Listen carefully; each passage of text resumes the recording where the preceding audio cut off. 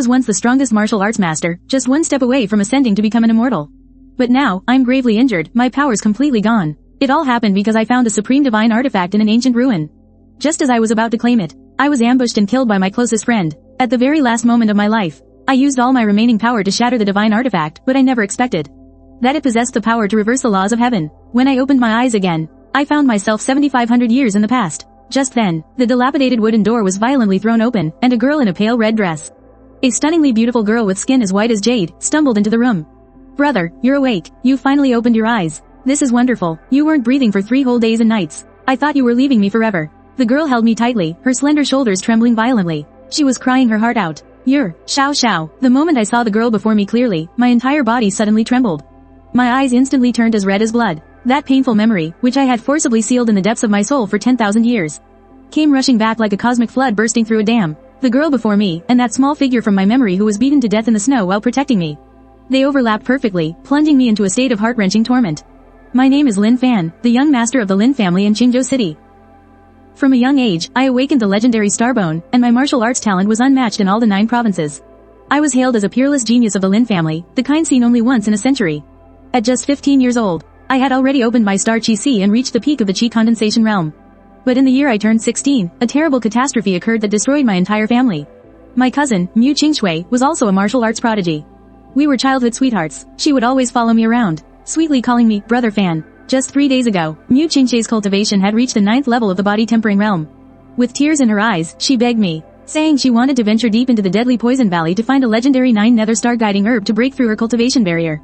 In the deadly Poison Valley, we did indeed find that miraculous plant. But we carelessly triggered an ancient killing formation, awakening a swarm of dormant hell demon spiders. To protect Mu Qingshui, I used my own body to block the spiders' lethal poisonous stingers. I was gravely wounded, and even tore out my own starbone to use as a shield for her. Although we managed to escape with our lives, my star Qi Si was completely shattered. The starbone was also corroded by the poison, and my cultivation plummeted overnight to the 1st level of the body tempering realm. In the path of martial arts cultivation, the 9 great realms are like ascending to the heavens. A shattered Qi Si, and a destroyed starbone. This meant that I had fallen from the heavens right into the mud. I was doomed to be a cripple for the rest of my life. Overnight, I went from being a revered peerless genius to a piece of trash worse than a dog. After that, the Lin family elders ruthlessly stripped me of my position as young master. And in my place, my cousin, Mu Qingshui, the very person I'd risked everything to save, was crowned the new young master of the Lin family. After I became a cripple, that once sweet and innocent face of Mu Qingshui's instantly became as cold as ice. She showed not a shred of gratitude for the fact that I had torn out my own bone to save her life. Instead, you looked down on me, stomped me under your foot, and mocked me with a cold laugh.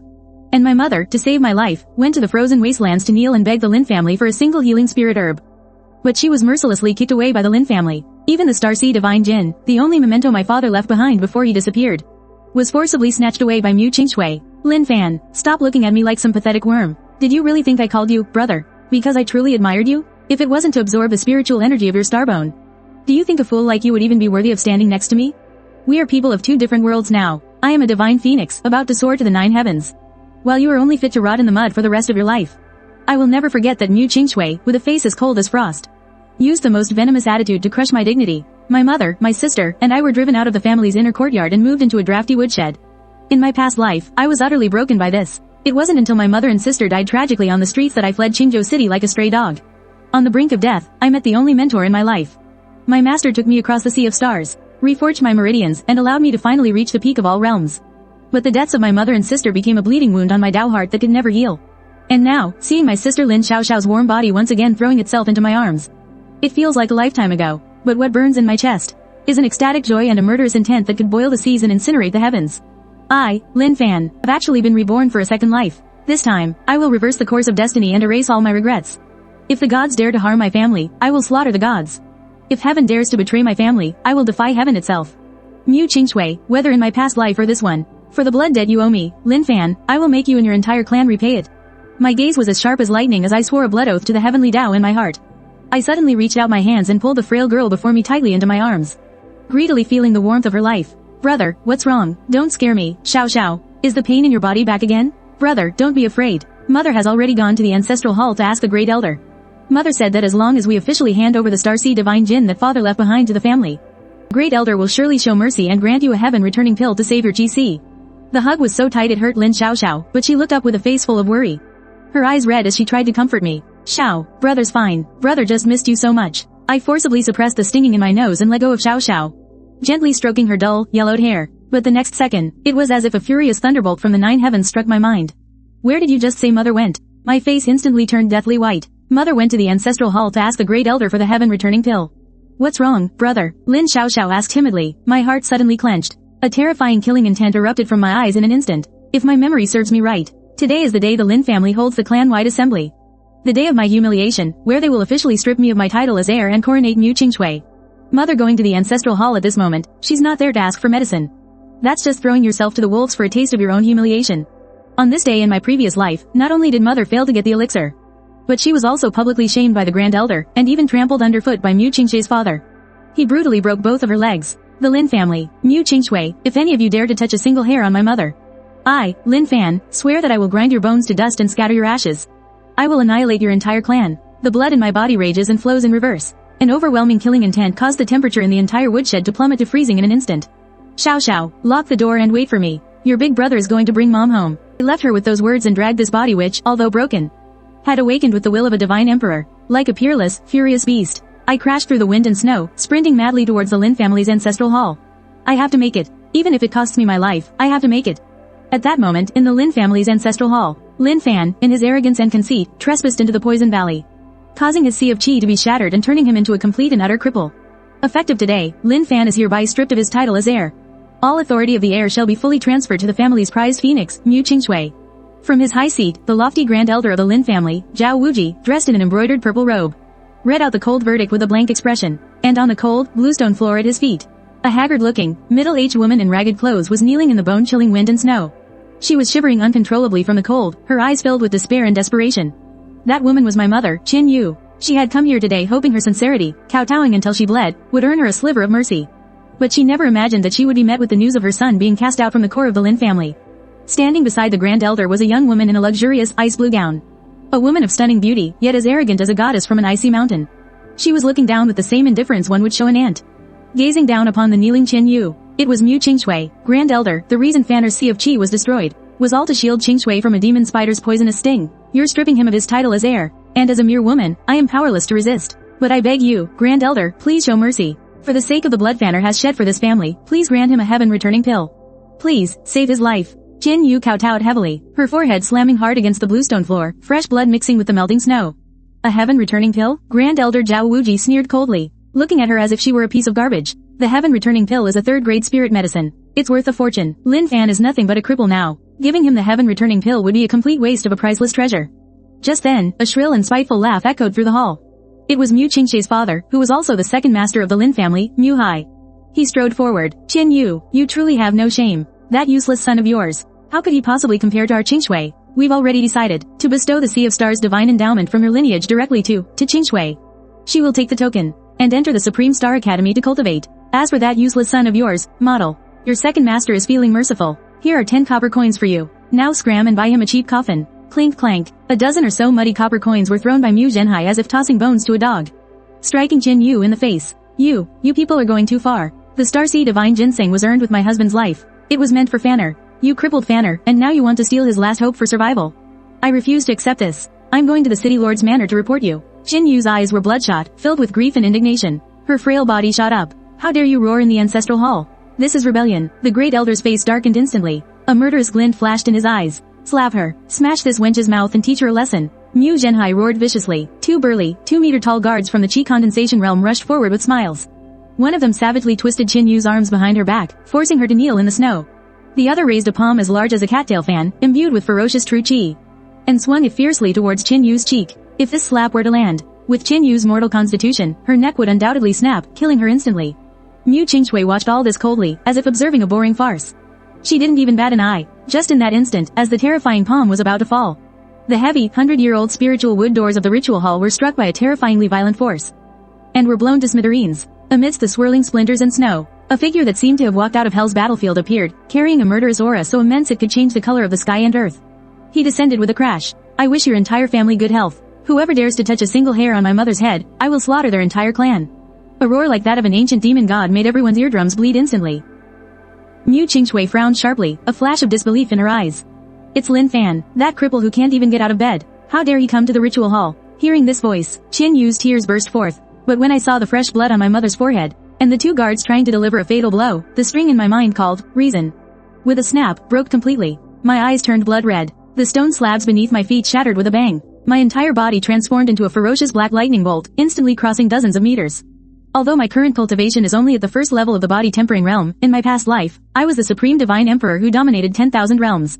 My combat instincts and my control over the human body's fatal points have long since reached a godlike state of perfection. The guard who had raised his hand to strike Qin Yu didn't even have time to see my movements. My bony fist, from an extremely cunning and bizarre angle, had already smashed into his throat cartilage like a heavy sledgehammer. The guard's larynx instantly shattered and collapsed, his eyes nearly popping out of their sockets. He violently spat out a mouthful of fresh blood mixed with pieces of internal organs, flying backward like a broken kite. And slammed hard against the wall, dying on the spot. Second master, save me. The other guard holding Qin Yu was terrified out of his wits. Just as he was about to let go and flee, he who harms my loved one. In heaven or on earth, no one can save you. My ice-cold voice, like the whisper of the Grim Reaper, sounded right next to his ear. My right leg shot up from the ground like a steel whip, creating a sharp sonic boom. It viciously struck his temple. The guard's skull let out a sickening cracking sound. His neck snapped instantly, and he collapsed to the ground like a heap of mud. The entire hall fell dead silent, you could hear a pin drop. Everyone stared at me as if they had seen a ghost. 2 elite guards at the 3rd level of the Qi condensation realm were instantly killed in a single exchange by a good-for-nothing at the 1st level of the body tempering realm. How is this possible? Mom, I'm sorry. Your son is late. I dropped to my knees before Qin Yu with a thud. With trembling hands, I wiped the fresh blood from her forehead as tears streamed from my eyes. After 1,000 years, I finally touched these warm, rough hands again. Don't be reckless. This is the ancestral hall. They'll kill you. Qin Yu, both terrified and alarmed, shielded me desperately with her body. Lin Fan, you animal. You've already been crippled, yet you dare kill my men in public, in the ancestral hall.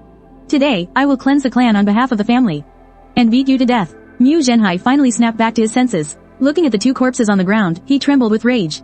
A fierce killing intent erupted in his eyes. Boom! A powerful wave of qi burst from Mu Zhenhai's body, revealing his cultivation at the 7th level of the qi condensation realm.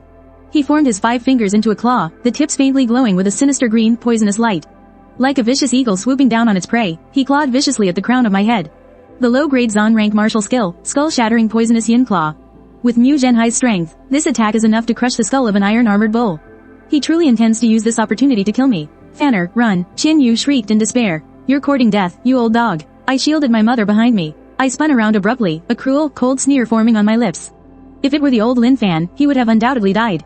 But in the eyes of me, the divine emperor, this seemingly mighty claw of his was riddled with flaws from top to bottom. Not only was it as slow as a turtle, but the trajectory of his chi flow was utter nonsense. Instead of retreating, I advanced. My body moved like a phantom as I executed an extreme side slip, narrowly avoiding the fatal claw. At the same time, I pointed my fingers like a sword, mobilized the last shred of true chi in my body, and jabbed viciously at the Zhongmen acupoint under his right rib. Mu Zhenhai felt a piercing pain shoot through him, and the true chi in his body instantly collapsed and went out of control. I seized the opportunity, grabbing his arm and using his own momentum against him. I snapped it downwards with great force. A crisp cracking of bone echoed throughout the hall. Mu Zhenhai's right arm was brutally bent into a grotesque angle, giving him absolutely no chance to breathe. I followed up with a humiliatingly loud backhand slap. It struck Mu Zhenhai's old face hard. The immense force sent the teeth in his mouth flying out along with fresh blood. Mu Zhenhai spun in the air like a top for 3 full rotations, then crashed heavily onto the offering table, knocking over all the ancestral tablets. At that moment, the great elder shot to his feet. His pupils quaked. On Mu Qingxie's eternally icy face, an expression of deep shock and disbelief finally appeared. Lin Fan had not only instantly killed the guards, it had also crippled Mu Zhenhai, who was at the 7th level of the Qi condensation realm, in a single move. How could this be a good for nothing? This Lin Fan, he's clearly a monster. You're being insubordinate. This is treason. Do you really think I wouldn't dare to execute you on the spot? The great elder's face was ashen. The terrifying pressure of the spirit sea realm erupted, locking onto me completely. Insubordinate? I wiped the blood from the corner of my mouth. My body stood as straight as a spear as I stared proudly at the great elder. My eyes were filled with scorn. This old dog tried to kill my mother first. Are you pretending to be blind with those old, failing eyes? I was acting in self-defense. And you dare talk to me about treason? At your age, are you that desperate to be Mu Qingxie's lapdog? My words were like daggers. It was like a resounding slap across the faces of the entire Lin clan's leadership. You little bastard, I will tear you to shreds today. The great elder was consumed by his fury. He was about to make his move. But just then, an extremely cold and condescending voice rang out. Mu Qingxue, dressed in a blue gown, walked out as if gliding on air. The great elder and Mu Zhenhai immediately fell silent. Mu Qingxue, so, the ungrateful wretch finally decides to speak. I stared at her coldly. Mu Qingxue's gaze was indifferent. She looked down on me as if granting me charity. Lin Fan, I admit that you managed to defeat my father. That did surprise me a little. But, that's all it is. Your GC has been shattered. In the end, you're just a mortal. Your momentary victory was achieved through brute force. That doesn't change the fact that you're a worthless cripple. Seeing as you once took that poison for my sake, if you kneel and apologize, I will allow your family of 3 to crawl out of Qingzhou City alive. Looking at Mu Qingshui's high and mighty posture, I suddenly threw my head back and roared with laughter. Ha ha ha ha ha, Mu Qingshui, you're using the life I risked everything to save to show me mercy? You stole my divine destiny. You insulted my mother. You stole my title as young lord. And you call yourself a peerless prodigy? Aren't you about to enter the Starfall Academy? I stopped laughing abruptly. My eyes were like daggers as I stared her down and roared with fury. Mu Qingshui, do you dare make a wager with me? In 1 month, during the clan's martial arts tournament, you and I will step onto the life and death stage. We'll not only determine who is superior, we'll also decide who lives and who dies. As soon as these words were spoken, the entire crowd erupted in an uproar. A cripple with a shattered chi wants to challenge the celestial maiden at the height of her glory? He must be insane. You want to challenge me? Mu Qingshui arched an eyebrow, as if she had just heard the most ridiculous thing in the world. What, you, the high and mighty genius, don't even dare to accept a challenge from a cripple like me? I pressed relentlessly. Fine, I accept. A flash of murderous intent flickered in Mu Qingshui's eyes. She said coldly, 1 month from now, if you lose, I want you to sever your own arms and legs in front of everyone in the city. And admit that you are inferior to me. What if you lose? I want you to kneel before my mother, kowtow 100 times, and return the Starseed Divine Order with both your hands. My word is final. It is settled. Then I'll let a clueless frog like you live for 1 more month. Mu Qingshui gave me a look as if I were already dead, then turned and left. I scoffed, helping out my mother who was still shaken. I strode out of that nauseating Lin family ancestral hall and returned to our rundown woodshed. My mother, Qin Yu, hugged me with tears in her eyes, her heart aching. Fanner, you were too reckless. Mu Qingshui has awakened the extreme frost spirit root. How could you possibly defeat her in just 1 month? Mother, trust me. Now that I've issued the challenge, I will absolutely win. From this day forward, no one will ever bully you again. I squeezed my mother's hand tightly, my eyes filled with determination. After helping my mother and sister fall asleep, I sat cross-legged on the cold, wooden bed. I slowly closed my eyes and began to look inward at my completely shattered starry sea of chi. Intense pain, a tearing, agonizing pain. My dantian was like a parched, shattered ruin. Any spiritual energy that entered would instantly drain away. For any ordinary person, this would truly be the end. But, as my consciousness delved deeper, in the deepest part of the ruins, a faint glimmer of ghostly light, carrying an ancient aura as if from the dawn of creation, was quietly flickering. That was the Chaos Sword Embryo. A storm raged within my heart. This supreme divine artifact, the very thing that led to my death in my past life, had actually followed my soul. Back 1,000 years, hiding itself within my crippled bones. I tried to touch the glimmer of light with my spiritual energy. Instantly, a violent, primordial flow of information flooded my mind. It was a heaven-defying technique that transcended the laws of the heavenly Tao, the star-devouring divine art. Everything in heaven and earth can be my sword. The sun, the moon, and the stars can all be devoured. From the ashes of ruin, I shall be reborn. The sword bone will shine once more. I trembled with ecstasy. So that's how it is. For the Chaos Sword Embryo to accept a master, the prerequisite is for 1 sea of chi to be utterly destroyed and their bones to be shattered. That bitch Mu Qingshui, by digging out my starry bone, actually did me a favor. If I can just refine a single star-devouring pill, I'll be able to completely awaken the Chaos Sword Embryo. It will transform my ruined sea of chi into the legendary Chaos Sea of the Sword. By then, the density of my true chi will be 10 times greater than others at my level. My physical body will be as strong as an ancient primordial beast. However, to refine the star-devouring pill, I need an extremely rare primary ingredient that contains a potent yin poison, the snow-guest nether flower. And within a 10,000-mile radius of Qingzhou City, there is only one place it could possibly be, the place known as the Forbidden Zone of Life, the God-burying abyss. Mu Qingshui, do you really think you've already won? In 1 month, I'm coming for that pride of yours. I'll grind it into dust. A brilliant light flashed in my eyes. There was no time to waste, so I left a letter that very night. I slipped out of Qingzhou City unnoticed and headed straight for the God-burying abyss. At the same time, in the Lin residence, at the second master's estate, are we just going to let that little bastard Lin fan get away with this? He crippled my hand. Mu Zhenhai raged, his arm wrapped in bandages. Mu Qingshui sat to one side, sipping her tea. Then she spoke coldly, Father, you don't need to be angry. The meridians inside Lin Fan's body have already been sealed by my extreme cold chi. He won't live for more than half a month. However, just in case, Mu Qingshui threw a token from her sleeve to a subordinate. Go to Black Wind Fortress. Give the chieftain 50,000 taels of silver. Tell him I want Lin Fan's head. Yes. The subordinate accepted the order and left. Mu Qingshui looked at the falling snow outside the window, a cruel smile forming on her lips. Brother Fan, you really shouldn't have. You shouldn't have angered me. The dignity of a genius is not to be challenged by trash. 3 days later, at the edge of the God-burying abyss. This place is shrouded in purplish-black poisonous mist all year round.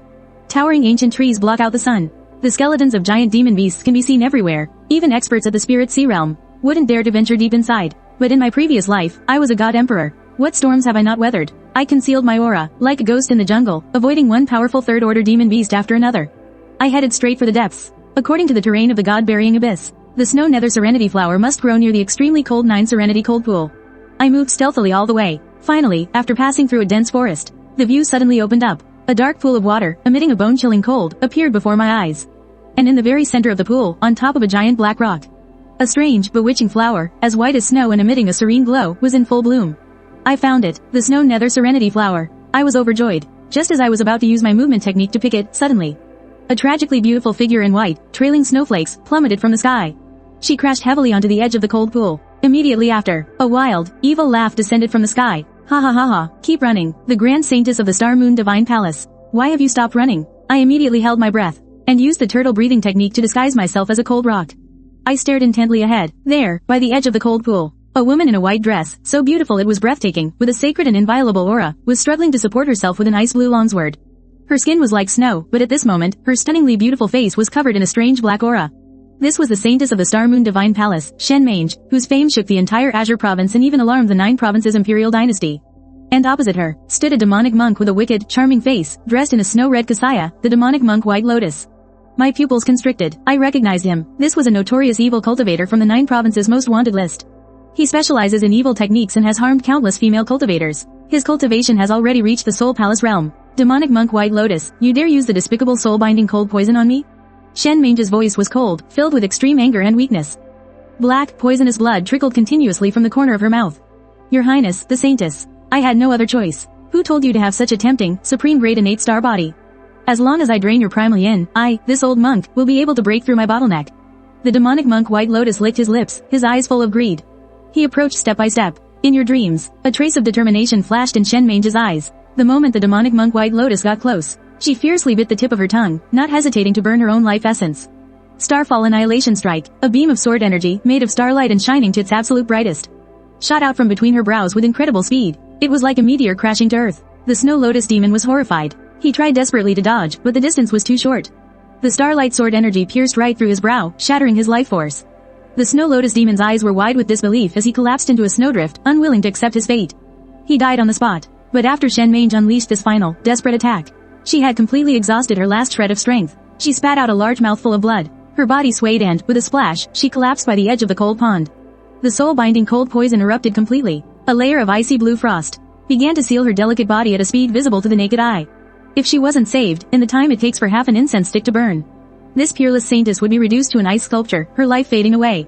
I crouched in the shadows, my brow furrowed. To save her, or not to save her? This woman is extremely powerful. If I save her, what if she wakes up, thinks I'm some kind of scoundrel, and just kills me with her sword? But a healer's heart is benevolent. Besides, the enemy of my enemy is my friend. I stopped hesitating. I quickly stepped out from the shadows and came to Shen Mange's side. Up close, her beauty was simply breathtaking. But I had no impure thoughts at that moment, because the cold poison from her body was already starting to freeze my fingers.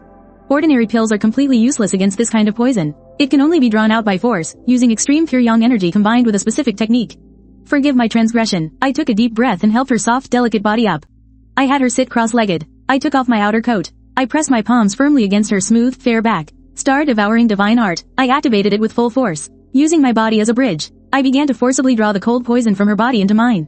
Hiss. As the cold poison entered my body, it felt like 10,000 arrows piercing my heart. But I gritted my teeth and pushed the devouring power of the Chaos Sword embryo to its absolute limit. At that moment, our energies formed a wondrous, cyclical resonance. The yang energy from my body flowed endlessly into her meridians, protecting her heart. And as I was drawing out the cold poison, the vast residual star power in her body flowed back into my body through my palms. As the pure star power entered me, my meridians were rapidly expanded. Second level of body tempering. This was a truly heaven-sent opportunity. A full 4 hours passed. As a final mouthful of black blood spurted from Shen Mange's lips, the cold poison in her body was finally and completely cleared. And my cultivation, with the help of her star power, had skyrocketed to the peak of the 9th level of the body tempering realm, leaving me just one step away from the chi condensation realm. Looking at Shen Mange, still unconscious and breathing evenly, I gently laid her down flat on a large rock and covered her body with my outer coat. Our meeting was fate. I'll just consider this a good deed. I didn't leave my name. I turned and walked to the center of the cold pond. I carefully picked that snowy nether ghost flower. Before leaving, my gaze fell upon the corpse of the Snow Lotus demon monk. Crime does pay, after all. This old bald donkey must have a lot of good stuff. I skillfully slid the spatial ring off the demon monk's hand. After erasing its mark, I probed it with my spiritual sense. Instantly, my eyes lit up. Inside wasn't just a large amount of gold, silver, jewels, and low-grade spirit stones, but also several profound-grade technique manuals. And more importantly, there was a large quantity of precious, top-quality spirit herbs. These spirit herbs were enough for me to refine the star-devouring pill to a perfect quality. What a huge haul. Time to get back to business. I put on the ring, and under the cover of night, quickly disappeared into the god-burying abyss. A few hours later, the morning sun shone on the edge of the cold pond. Shen Mange's long eyelashes trembled slightly as she slowly opened her eyes, which were as deep as a starry sky. She sat up abruptly and immediately checked her body. My frost poison, it's completely gone. She felt the coarse cloth outer robe draped over her. It still carried a hint of a man's masculine scent and a faint, bloody smell of snow. She turned her head to look. The body of the Snow Lotus Demon Monk was already cold, and the snowy nether ghost flower in the center of the cold pond was also gone. Who saved me? Shen Mange was as sharp as ice. She immediately investigated the traces of chi circulation within her body, when she discovered that the person had actually used their own body as a cauldron. Risking near certain death to forcibly draw out her frost poison, her heart, which was usually as still as an old well, was stirred for a rare moment. In this world, there's actually a man who would save someone so selflessly, asking for nothing in return. It seems he left without even taking a second look at my face. Shen Mange clutched the patched outer robe, a complex emotion appearing on her stunningly beautiful face. Benefactor, no matter where you are, to the ends of the earth, I, Shen Mange, will definitely find you and repay this debt. She stood up and soared into the air like a goddess from the highest heavens, transforming into a streak of light and flying into the distance. Meanwhile, I didn't go straight back to the Lin family. Instead, I put on a bamboo hat and went to the most mysterious place in Qingzhou City, a gathering spot for all walks of life, the Earth Star Black Market, to refine the star-devouring pill. Besides spirit herbs, I also needed a top-quality alchemy furnace. I walked into a large shop called the Myriad Medicines Pavilion. As soon as I entered, I was hit by a pungent, burnt smell. Get out, all of you, get out. Why did the furnace explode again? My formula for the fierce sun spirit condensing pill is clearly not wrong. A one-eyed old man with hair as messy as a bird's nest and his face covered in black soot sent an alchemy apprentice flying with a kick, frantically grabbing his own hair and roaring. He is the chief alchemist of the Myriad Medicines Pavilion, Master Ji Yu Yan. A figure so respected that even the city lord of Qingzhou has to show him deference. The shop assistants and apprentices inside were trembling in fear. No one dared to get close. My gaze swept over the alchemy furnace, which was still emitting black smoke. I sneered and spoke lightly. The order of the ingredients is all wrong, and your control over the heat is like a stable boy cooking a meal.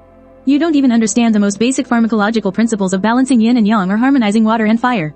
Using blazing fire grass to forcefully suppress cold heart jade. The fact that it didn't blow you old fool, to bits on the spot is thanks to your ancestors' good karma. As soon as these words were spoken, the entire Myriad Medicines Pavilion fell deathly silent. Everyone stared at me, this mysterious person in a bamboo hat, as if I were a madman. How dare you? Who do you think you are, daring to lecture Master Ji Yu? The apprentice roared. What did you say, model? Master Ji Yu Yan whipped his head around, a brilliant light bursting from his single eye. He instantly rushed in front of me, staring at me intently. You just said to use scorching fire grass to suppress cold heart jade. That's wrong. Then how should it be refined? Do you want to know? I stood with my hands behind my back, my voice calm yet carrying the unquestionable authority of a superior. Use 3 measures of purple star vine juice as a catalyst. First, dissolve the cold heart jade. Then, simmer the scorching fire grass over a low flame. Finally, congeal the pill in an instant. Master Ji Yu Yan's whole body trembled as if struck by lightning. He frantically ran through the steps I described in his mind. 3 seconds later, he slapped his thigh hard, tears of excitement streaming down his old face. Brilliant, absolutely brilliant. The purple star vine neutralizes the yin and yang. Why didn't I ever think of that? With a thud, to everyone's utter disbelief, this high and mighty Master Ji Yu Yan.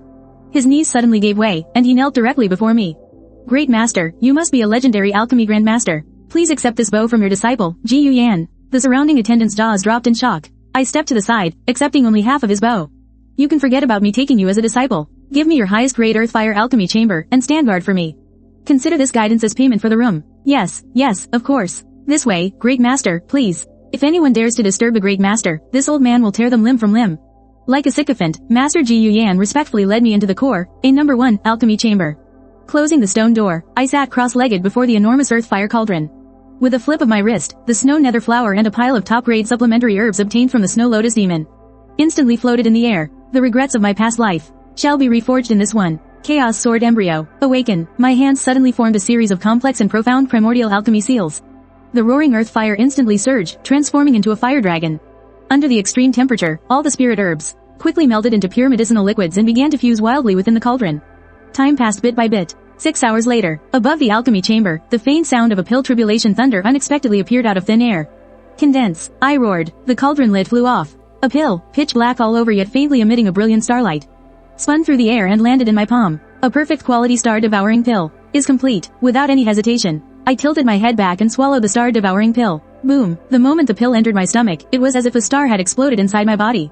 The terrifying medicinal power transformed into a violent black torrent, furiously washing over my shattered astral chi. Excruciating pain. A pain like being skinned alive and having my tendons ripped out. But I clenched my jaw tightly, not even letting out a single whimper. In my mind, the star-devouring divine art began to operate frantically. The Chaos Sword Embryo, hidden deep within the ruins of my core, felt the call of his power. It finally, completely awakened. A clear sword cry, as if from the primordial wilderness, resounded within me. That mass of ethereal light instantly expanded, devouring all the fragments of my shattered chi-si. Immediately after, in the place where my chi-si once was, a boundless, chaotic void was opened up. A sword shadow, exuding an aura that could destroy heaven and earth, suppressed the center of the chaos. This is a sword sea. A chaotic sword sea, 10,000 times more terrifying than a sea of stellar chi. At this moment, the spiritual energy of heaven and earth swarmed towards me as if it had gone mad. Using the residual stellar power of Shen Mange within my body, my cultivation began to undergo a terrifying, supermassive breakthrough. Chi condensation realm, first level. My cultivation was like a dry riverbed after a long drought receiving a welcome rain, instantly filled by a vast ocean. The realm barriers, before the terrifying devouring power of the chaotic sword sea, were as thin as paper. Rampant spiritual energy surged and roared through my limbs. My bones made a series of cracking sounds. In the place where Mu Qingshui had dug out my star bone, something was growing back, a section of sword bone, radiating an ancient chaotic aura. This sword bone was crystal clear, shimmering with a world-destroying sharpness. Every breath I took carried the might of 1,000 thunderbolts. In the end, my cultivation stabilized at the peak of the 9th level of the Chi condensation realm. Only a hair's breadth away from the Spirit Sea realm, but this was by no means an ordinary Chi condensation realm. With the foundation of the chaotic sword sea and my divine emperor level combat awareness, even if a true Spirit Sea realm expert were standing here, I'm confident I could pulverize them with a single punch. I slowly opened my eyes. Deep within my pupils, the phantoms of 2 divine swords that could split the heavens and earth flashed and vanished. The temperature in the entire alchemy room plummeted. The very air seemed to be shredded by this invisible sword intent. I let out a long breath of stale air, pushed open the heavy stone door, and walked out. Outside the door, Master Guyan was pacing back and forth like a diligent door god. The moment he saw me come out, he shuddered violently. In his sharp eyes, although I was still wearing the same shabby clothes. The aura I exuded, as deep as an abyss and as sharp as a god, made him feel suffocated. Great expert, you've come out of seclusion. Master Guyan was so excited his voice trembled. He had a faint guess that I had refined an extraordinary divine pill inside. I nodded and tossed him a scroll of parchment I had already prepared. This is the perfectly improved formula for the Blazing Sun Soul Condensing Pill. It's yours. Consider it payment for standing guard for me. Master Guyan fumbled to catch the parchment. With just a single glance, he was so excited he began to twitch all over. This formula was simply a work of genius. The bottleneck that had plagued him for 10 years was broken just like that. Master, I beg you, please accept me as your disciple. Guyan knelt on the ground again, this time prostrating himself with sincere and heartfelt devotion. I waved my hand and said, I'm caught up in a lot of trouble right now, I'm not taking disciples. If you're willing, you can help me collect some rare spirit herbs and ores in Qingzhou City in the future. I'll owe you a favor. Hearing this, Master Guyan was overjoyed. He knew what a tremendous opportunity it was to have such a peerless expert owe him a favor. It is Guyan's honor to be of service to you, young master. I didn't stay long and left the underground black market under the cover of night. In the streets, a cold wind howled and heavy snow fell. The night in Qingzhou City was exceptionally deserted. Wearing my conical hat, I walked quickly towards that dilapidated woodshed in the Lin family's outer court. Just as I was passing a remote, dead-end alley, my footsteps suddenly stopped. A few suppressed, cold sneers came from the dark alley. 4 shadowy figures, all reeking of blood, leapt down from the eaves and surrounded me.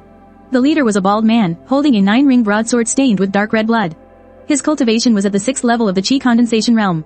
He was the leader of the Black Wind Fortress. Young Master Lin Fan, you really made us look for you, the bald man said with a twisted smile, looking me up and down.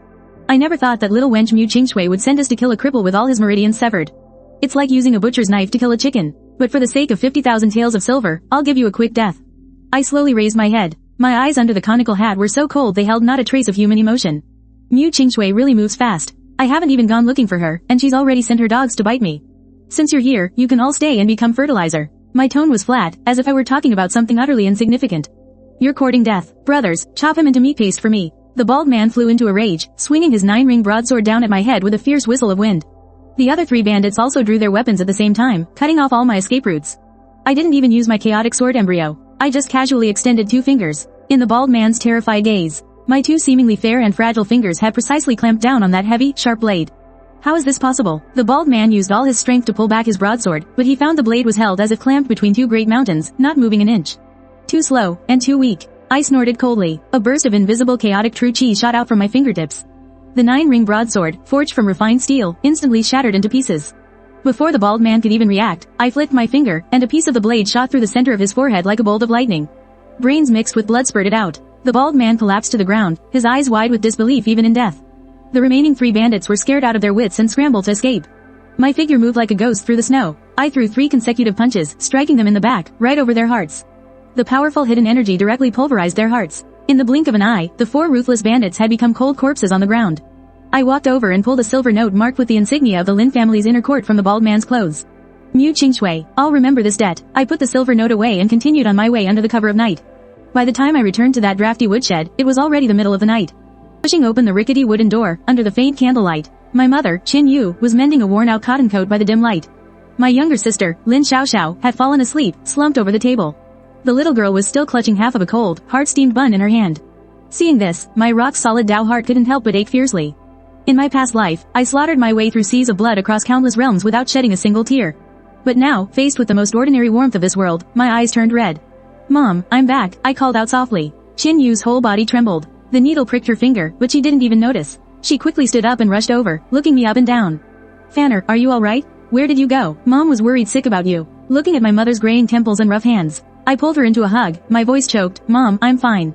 I went to find medicine. My body is completely healed now." At that moment, Lin Xiaoxiao was also woken up. She rubbed her sleepy eyes, and upon seeing me, she jumped up in delight. "Brother, you're finally back. Are you hungry? I've been saving this bun for you." Looking at her small hands, red and covered with frostbite, I felt a pain so sharp I could barely breathe. I took the cold, hard bun and placed it on the table.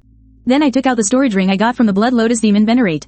With a thought, the table was instantly piled with steaming hot roasted chicken and duck, exquisite pastries, and several thick, warm spirit foxcloaks. "Xiao, we're not eating buns anymore. Brother brought back good food." Lin Xiaoxiao's eyes widened, staring at the table full of food in disbelief, and she swallowed hard.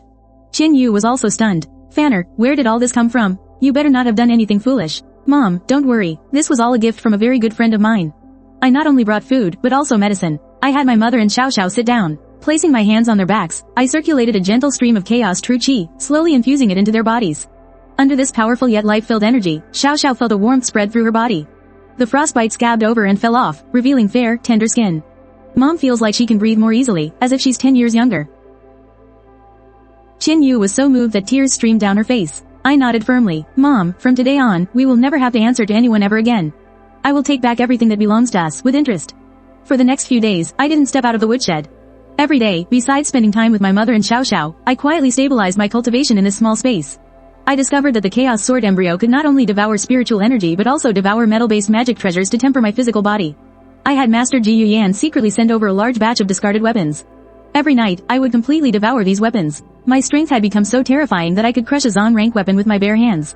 Meanwhile, in the Lin family's inner courtyard, Mu Qingxie's reputation had reached an unprecedented peak. In the past half a month, by relying on the Starbone she plundered from me, and with the Great Elder pouring the entire clan's resources into her training, she actually broke through to the first level of the Spirit Sea Realm in one fell swoop. The entire Qingzhou city was in an uproar. A 16-year-old at the Spirit Sea Realm. This was a prodigy unseen in Qingzhou for 100 years. The city lord's mansion personally sent someone to deliver congratulatory gifts. The major families all scrambled to curry favor with her. Mu Qingxue was hailed as the #1 prodigy of Qingzhou, her fame boundless. Although Mu Zhenhai had lost an arm, he was now in high spirits, walking with a swagger. It seemed they had long forgotten about the useless Lin fan living in the woodshed. Time flew by, and in the blink of an eye, it was the day of the Lin family's martial arts tournament. On this day, the Lin family's training grounds were packed with people. Not only were all the Lin family disciples present, but even the most prominent figures of Qingzhou city were seated in the viewing stands. Everyone wanted to witness the grace of Qingzhou's #1 prodigy, Mu Qingxue. In their eyes, it was just the joke of a madman. No one took it seriously. Under the scorching sun, on the arena in the center of the training grounds, the great elder, Zhao Wuji, stood up, his voice booming like a great bell. "Today is my Lin family's triennial martial arts tournament. The winner will be the pride of our Lin family and will formally inherit the position of the heir. The first assessment begins now." "Wait." A cold and abrupt voice instantly overpowered the great elder's booming tone, echoing throughout the entire training grounds. Everyone followed the sound and looked over, only to see the main gates of the training grounds being slowly pushed open. I was wearing a faded blue robe, holding my sister Xiaoxiao's hand, with my mother Chin Yu following beside me. The three of us walked into the arena, step by step, with a calm pace. The entire field first fell into a deathly silence, then erupted into roaring laughter. "Isn't that the useless Lin fan? He actually dared to come here to die. His sea of qi is shattered. What's he going to fight with? His teeth?" Mu Qingxue sat on the high platform, looking down at me with a hint of cruel pity in her eyes. "Lin fan, you really won't give up until you're faced with your own coffin." I settled my mother and Xiaoxiao in a safe corner. Alone, I slowly walked up to the life and death arena, which was stained with dried blood. The great elder's face was ashen as he glared at me. "Lin fan, since you insist on seeking death, I will grant your wish. However, according to the rules, you must first defeat 3 inner courtyard elites to be qualified to challenge Qingxue. Using others to do his dirty work so I wouldn't even get to see Mu Qingxue's face." I stood in the center of the arena, my body as straight as a drawn sword. "It doesn't matter if you come at once or one by one. I'm in a hurry." How arrogant. Mu Zhenhai's eldest son, Mu Yun, roared, drew his longsword, and leapt onto the arena. He was at the 8th level of the Qi condensation realm, second only to Mu Qingxue among the Lin family's younger generation. "Lin fan, today I will chop you into a human stump to avenge my father." Mu Yun's longsword transformed into a sky full of sword shadows, aiming for my eyes with vicious killing intent. I didn't dodge or evade, just stood there quietly, just as the sword tip was half an inch from my pupils. I made my move. I didn't use any flashy martial arts, I simply reached out with one hand. And caught that authentic, profound ranked sharp sword. What? Mu Yun's face went white with shock. He desperately channeled his true chi, but the longsword just scraped against my palm, sending out blinding sparks. It couldn't move an inch. You're too weak. With a sudden twist of my wrist, a loud crisp crack echoed. That profound rank longsword was shattered to pieces by my bare hands, exploding into a rain of steel fragments. As Mu Yun screamed in despair, I slammed my foot heavily into his dantian. He shot backwards like a cannonball, smashing into a stone pillar outside the ring and coughing up mouthfuls of blood. I destroyed his sea of chi with that one kick. From now on, he's a true cripple. The entire arena fell silent. It was as if an invisible hand had clamped down on every mocking voice. Defeating an 8th level chi condensation expert in a single move. How could a cripple with a shattered sea of chi do something like that? The great elder gripped the arms of his chair, his eyes filled with utter astonishment. Who else? I scanned the crowd, my voice bone chillingly cold. Below the stage, the 2 inner court elites who were preparing to step up were so scared their legs gave out from under them. They stumbled backwards, not daring to even meet my gaze. A bunch of weaklings. I sneered, my gaze locking onto the high platform, on that arrogant girl in the blue dress. Mu Qingshui, get down here and die. That roar, filled with 1,000 years of pent-up fury, was so powerful it seemed to shake the very clouds apart. Mu Qingshui's expression finally changed. She slowly rose and, with a gentle push of her toes, landed on the ring as gracefully as a goddess descending from the heavens. The extreme cold true chi radiating from her body instantly coated the ground in a thick layer of frost. Lin Fan, I take back what I said before. You've clearly had some lucky break and healed your body, but facing an overwhelmingly superior realm, you are still nothing more than a slightly larger ant. Mu Qingshui tilted her chin up proudly, unleashing the full might of her first-level spirit sea realm. The crowd gasped, as expected of someone with an extreme cold spiritual root. That power is terrifying. Looking at her hypocritical face just made me sick. Enough with the nonsense. I stomped my foot, and the hard bluestone floor of the ring shattered and caved in. I shot forward like a human-shaped beast, appearing in an instant. In front of Mu Qingshui, showing no mercy, I threw a vicious punch right at her face. Extreme Ice Shield. Startled, Mu Qingshui quickly formed a hand seal, conjuring a thick ice shield in front of her that radiated a bone-chilling aura. My fist, infused with the power of my chaotic body, unimpeded, smashed the ice shield they claimed was unbreakable even at the peak spirit sea realm. I grabbed her by her delicate neck and lifted her up like a little chick. How can this be? Mu Qingshui's eyes widened, as deep-seated fear finally surfaced. The true chi she was so proud of vanished without a trace the moment it touched my arm, like a clay ox sinking into the sea. My chaotic sword sea can devour anything. In front of me, your pathetic extreme cold chi isn't even worth a fart. I dug out my own bone to save you, yet you repaid my kindness with hatred and crushed my dignity. For this star bone to be inside a venomous woman like you is a complete waste of a divine treasure. Murderous intent flared in my eyes. My right hand formed a claw and I plunged it violently into Mu Qingshui's chest. Mu Qingshui let out an unearthly, blood-curdling scream. Before the horrified eyes of the entire crowd, I forcibly ripped the star bone, the one that rightfully belonged to me, from her body. Blood sprayed everywhere. I tossed Mu Qingshui to the ground like a heap of trash. Her cultivation instantly dissipated. In a moment, the high and mighty prodigy had fallen, becoming a cripple even more pathetic than I once was. Stop, you little bastard. You're looking for death. On the high platform, seeing this, the Great Elder and Mu Zhenhai were. The Great Elder's terrifying 5th level spirit sea realm power erupted completely. Like a furious lion, he lunged towards the ring. He was going to kill me on the spot, right in front of everyone. Fanner, look out. Below the stage, my mother, Qin Yu, cried out in despair. But facing the furious attack of a 5th level spirit sea realm master, not only did I not retreat, a crazed smile spread across my face. Chaotic sword sea, ignite. The dormant sword shadow within me trembled slightly. A terrifying surge of sword energy, impossible to describe in words, erupted from my arm. Using my hand as a sword, I thrust towards the Great Elder in midair. Swish, a crescent of sword energy, as black as ink and seeming to devour the very light, tore through the air. In front of that chaotic sword energy, the protective true chi the Great Elder was so proud of was torn apart in an instant, as if it were made of paper. The Great Elder shrieked in agony as his right arm, brimming with true chi, was sliced off at the shoulder. Blood rained down. He crashed heavily onto the ring, staring at me in terror, as if he were looking at a peerless demon king who had climbed out of hell itself. The entire arena was dead silent. No one even dared to breathe. The Great Elder, one of the most powerful figures in Qingzhou City, had his arm cut off by my single strike. I walked over to Mu Qingshui, who was trembling and covered in blood, and looked down on her. Hand over the Starseed Divine Token, and kowtow to my mother and admit you were wrong. She completely broke down, scrambling to her knees on the ring. I'm sorry, I was wrong. Auntie Qin, forgive me. Please, I beg you, forgive me. With trembling hands, she raised the ancient Starseed Divine Token high and held it out to me. I coldly took the Divine Token and kicked her off the ring. From this day forward, I, Lin Fan, sever all ties with the Lin family. Anyone who dares to stop me will share her fate. My voice was like an icy wind from the netherworld as my gaze swept across the face of every Lin family elder. No one dared to speak. Even the Great Elder was clutching his severed arm, shivering uncontrollably. I stepped off the ring and took my mother's and Xiao Xiao's hands. And under countless gazes of awe and shock, we strode out of the Lin family gates. On the old road outside the city, the snow began to subside. Sunlight broke through the clouds, its warmth falling upon our family of 3. Brother, where are we going now? Xiao Xiao asked, looking up at me with worship in her star-filled eyes. To a place where no one can ever bully us again, I said with a smile, stroking her head. Just then, an incredibly luxurious, ice-blue carriage, pulled by 4 snow-treading cloud steeds with dragon's blood in their veins, slowly approached from the end of the ancient road. The carriage was surrounded by dozens of sword-bearing guards with profound auras, and every single one of them was a powerful expert at the spirit sea realm or higher. The carriage slowly came to a stop beside us. A faint, pleasant fragrance wafted out as the curtain was gently lifted by a hand as flawless as the finest white jade. It revealed Shen Mange's devastatingly beautiful face, so stunning it could overthrow nations, sacred and inviolable. Her beautiful eyes shifted, her gaze locking directly onto the somewhat familiar cyan robe I was wearing. A flicker of incredibly complex emotion passed through her eyes. Young Master Lin, I finally found you. Shen Mange's voice was as clear as an oriole's song, yet it held a hint of almost imperceptible tenderness. I narrowed my eyes slightly, thinking to myself, this woman found me fast. However, before I could even speak, the Starseed Divine Talisman I was clutching in my hand suddenly erupted with an incredibly blinding pillar of light that shot toward the heavens. The pillar of light pierced through the clouds, faintly projecting the image of a vast, boundless star chart across the sky. And in the very center of that chart, there appeared a figure drenched in blood. A tall man's phantom image, pinned to a black meteorite by countless chains. That was my father, Lin Zan. Father. The sound of that word made my heart seize. The image in the sky only lasted for the span of 3 short breaths. But I burned that scene into the deepest part of my soul. My mother, Qin Yu, let out a heart-wrenching sob as her legs gave out from under her. She collapsed into the snow. Is that you? You're not dead. Where are you? Qin Yu wept inconsolably, her hands clawing desperately at the snow.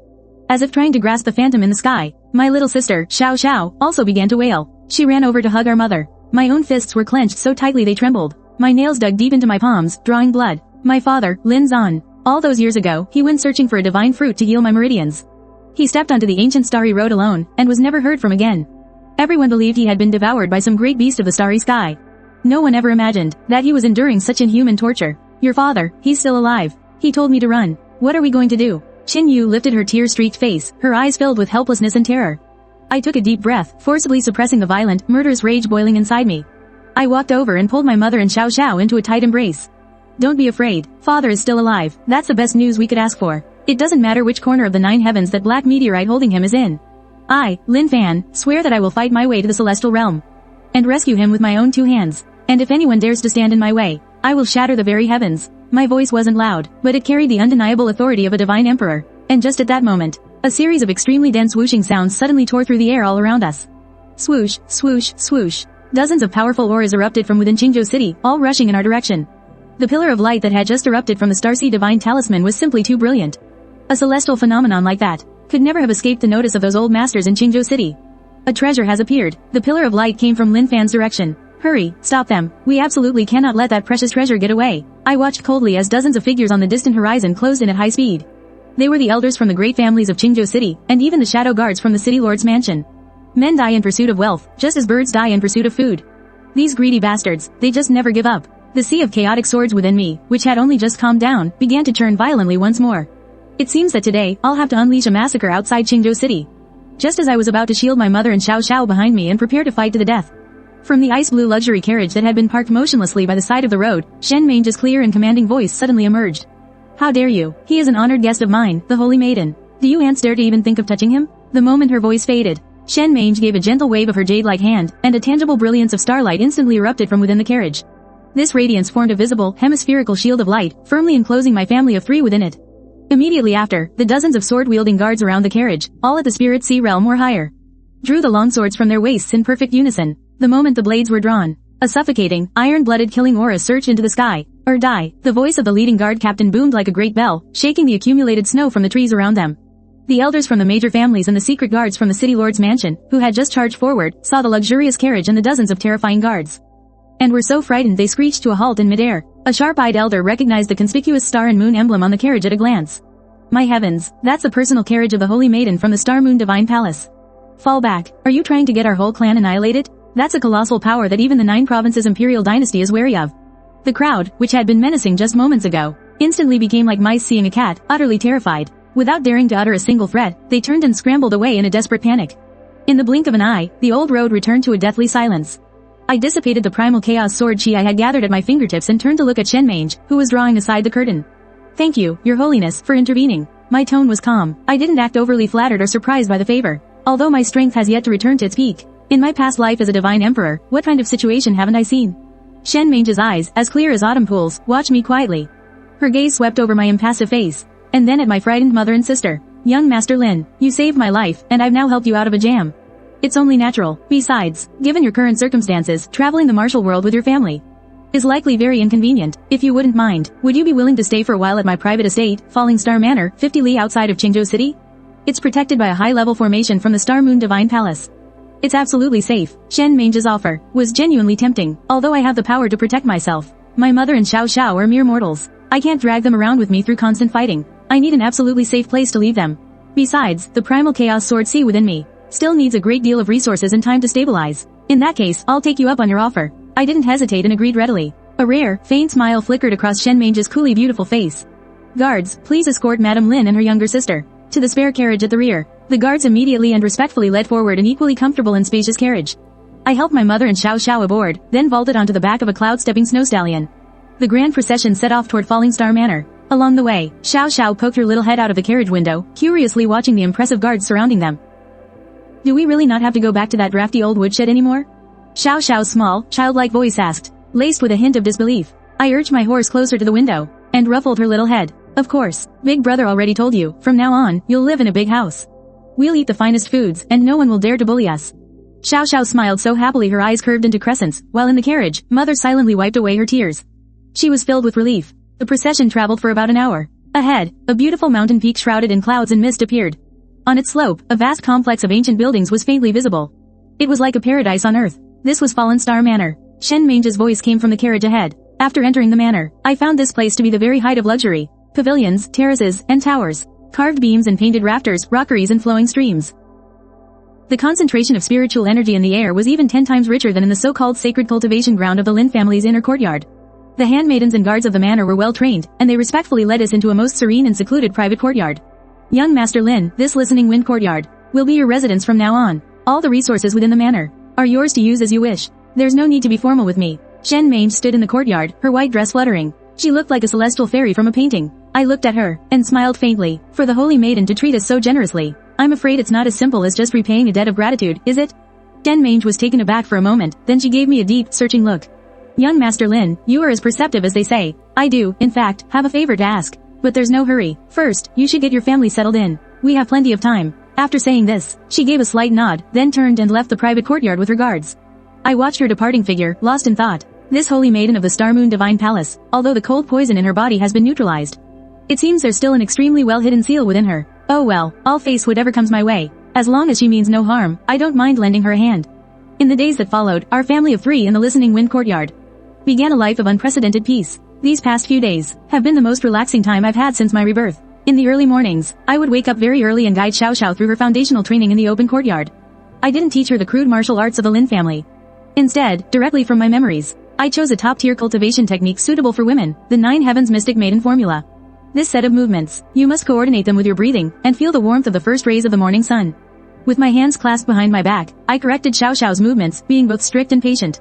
Although Xiao Xiao was young, she was extremely sensible. Even when she was tired and drenched in sweat, she would grit her teeth and persevere. I will get stronger, so I can protect you and mother. Xiao Xiao declared, waving her small, tender fists, her gaze unusually resolute. I nodded, gratified, and took out an essence nurturing pill that I had personally refined. I popped it into her mouth. At a stone table not far away, Mother, Qin Yu, was sewing new clothes for us, her face beaming with a smile. Sunlight fell upon her face, and at her temples, where her hair had prematurely grayed, dark strands were miraculously growing back. After I had been nourishing her body daily with my primal chaos chi, Mother's youthful appearance was returning day by day. She had always been a great beauty, and now her graceful charm was being restored.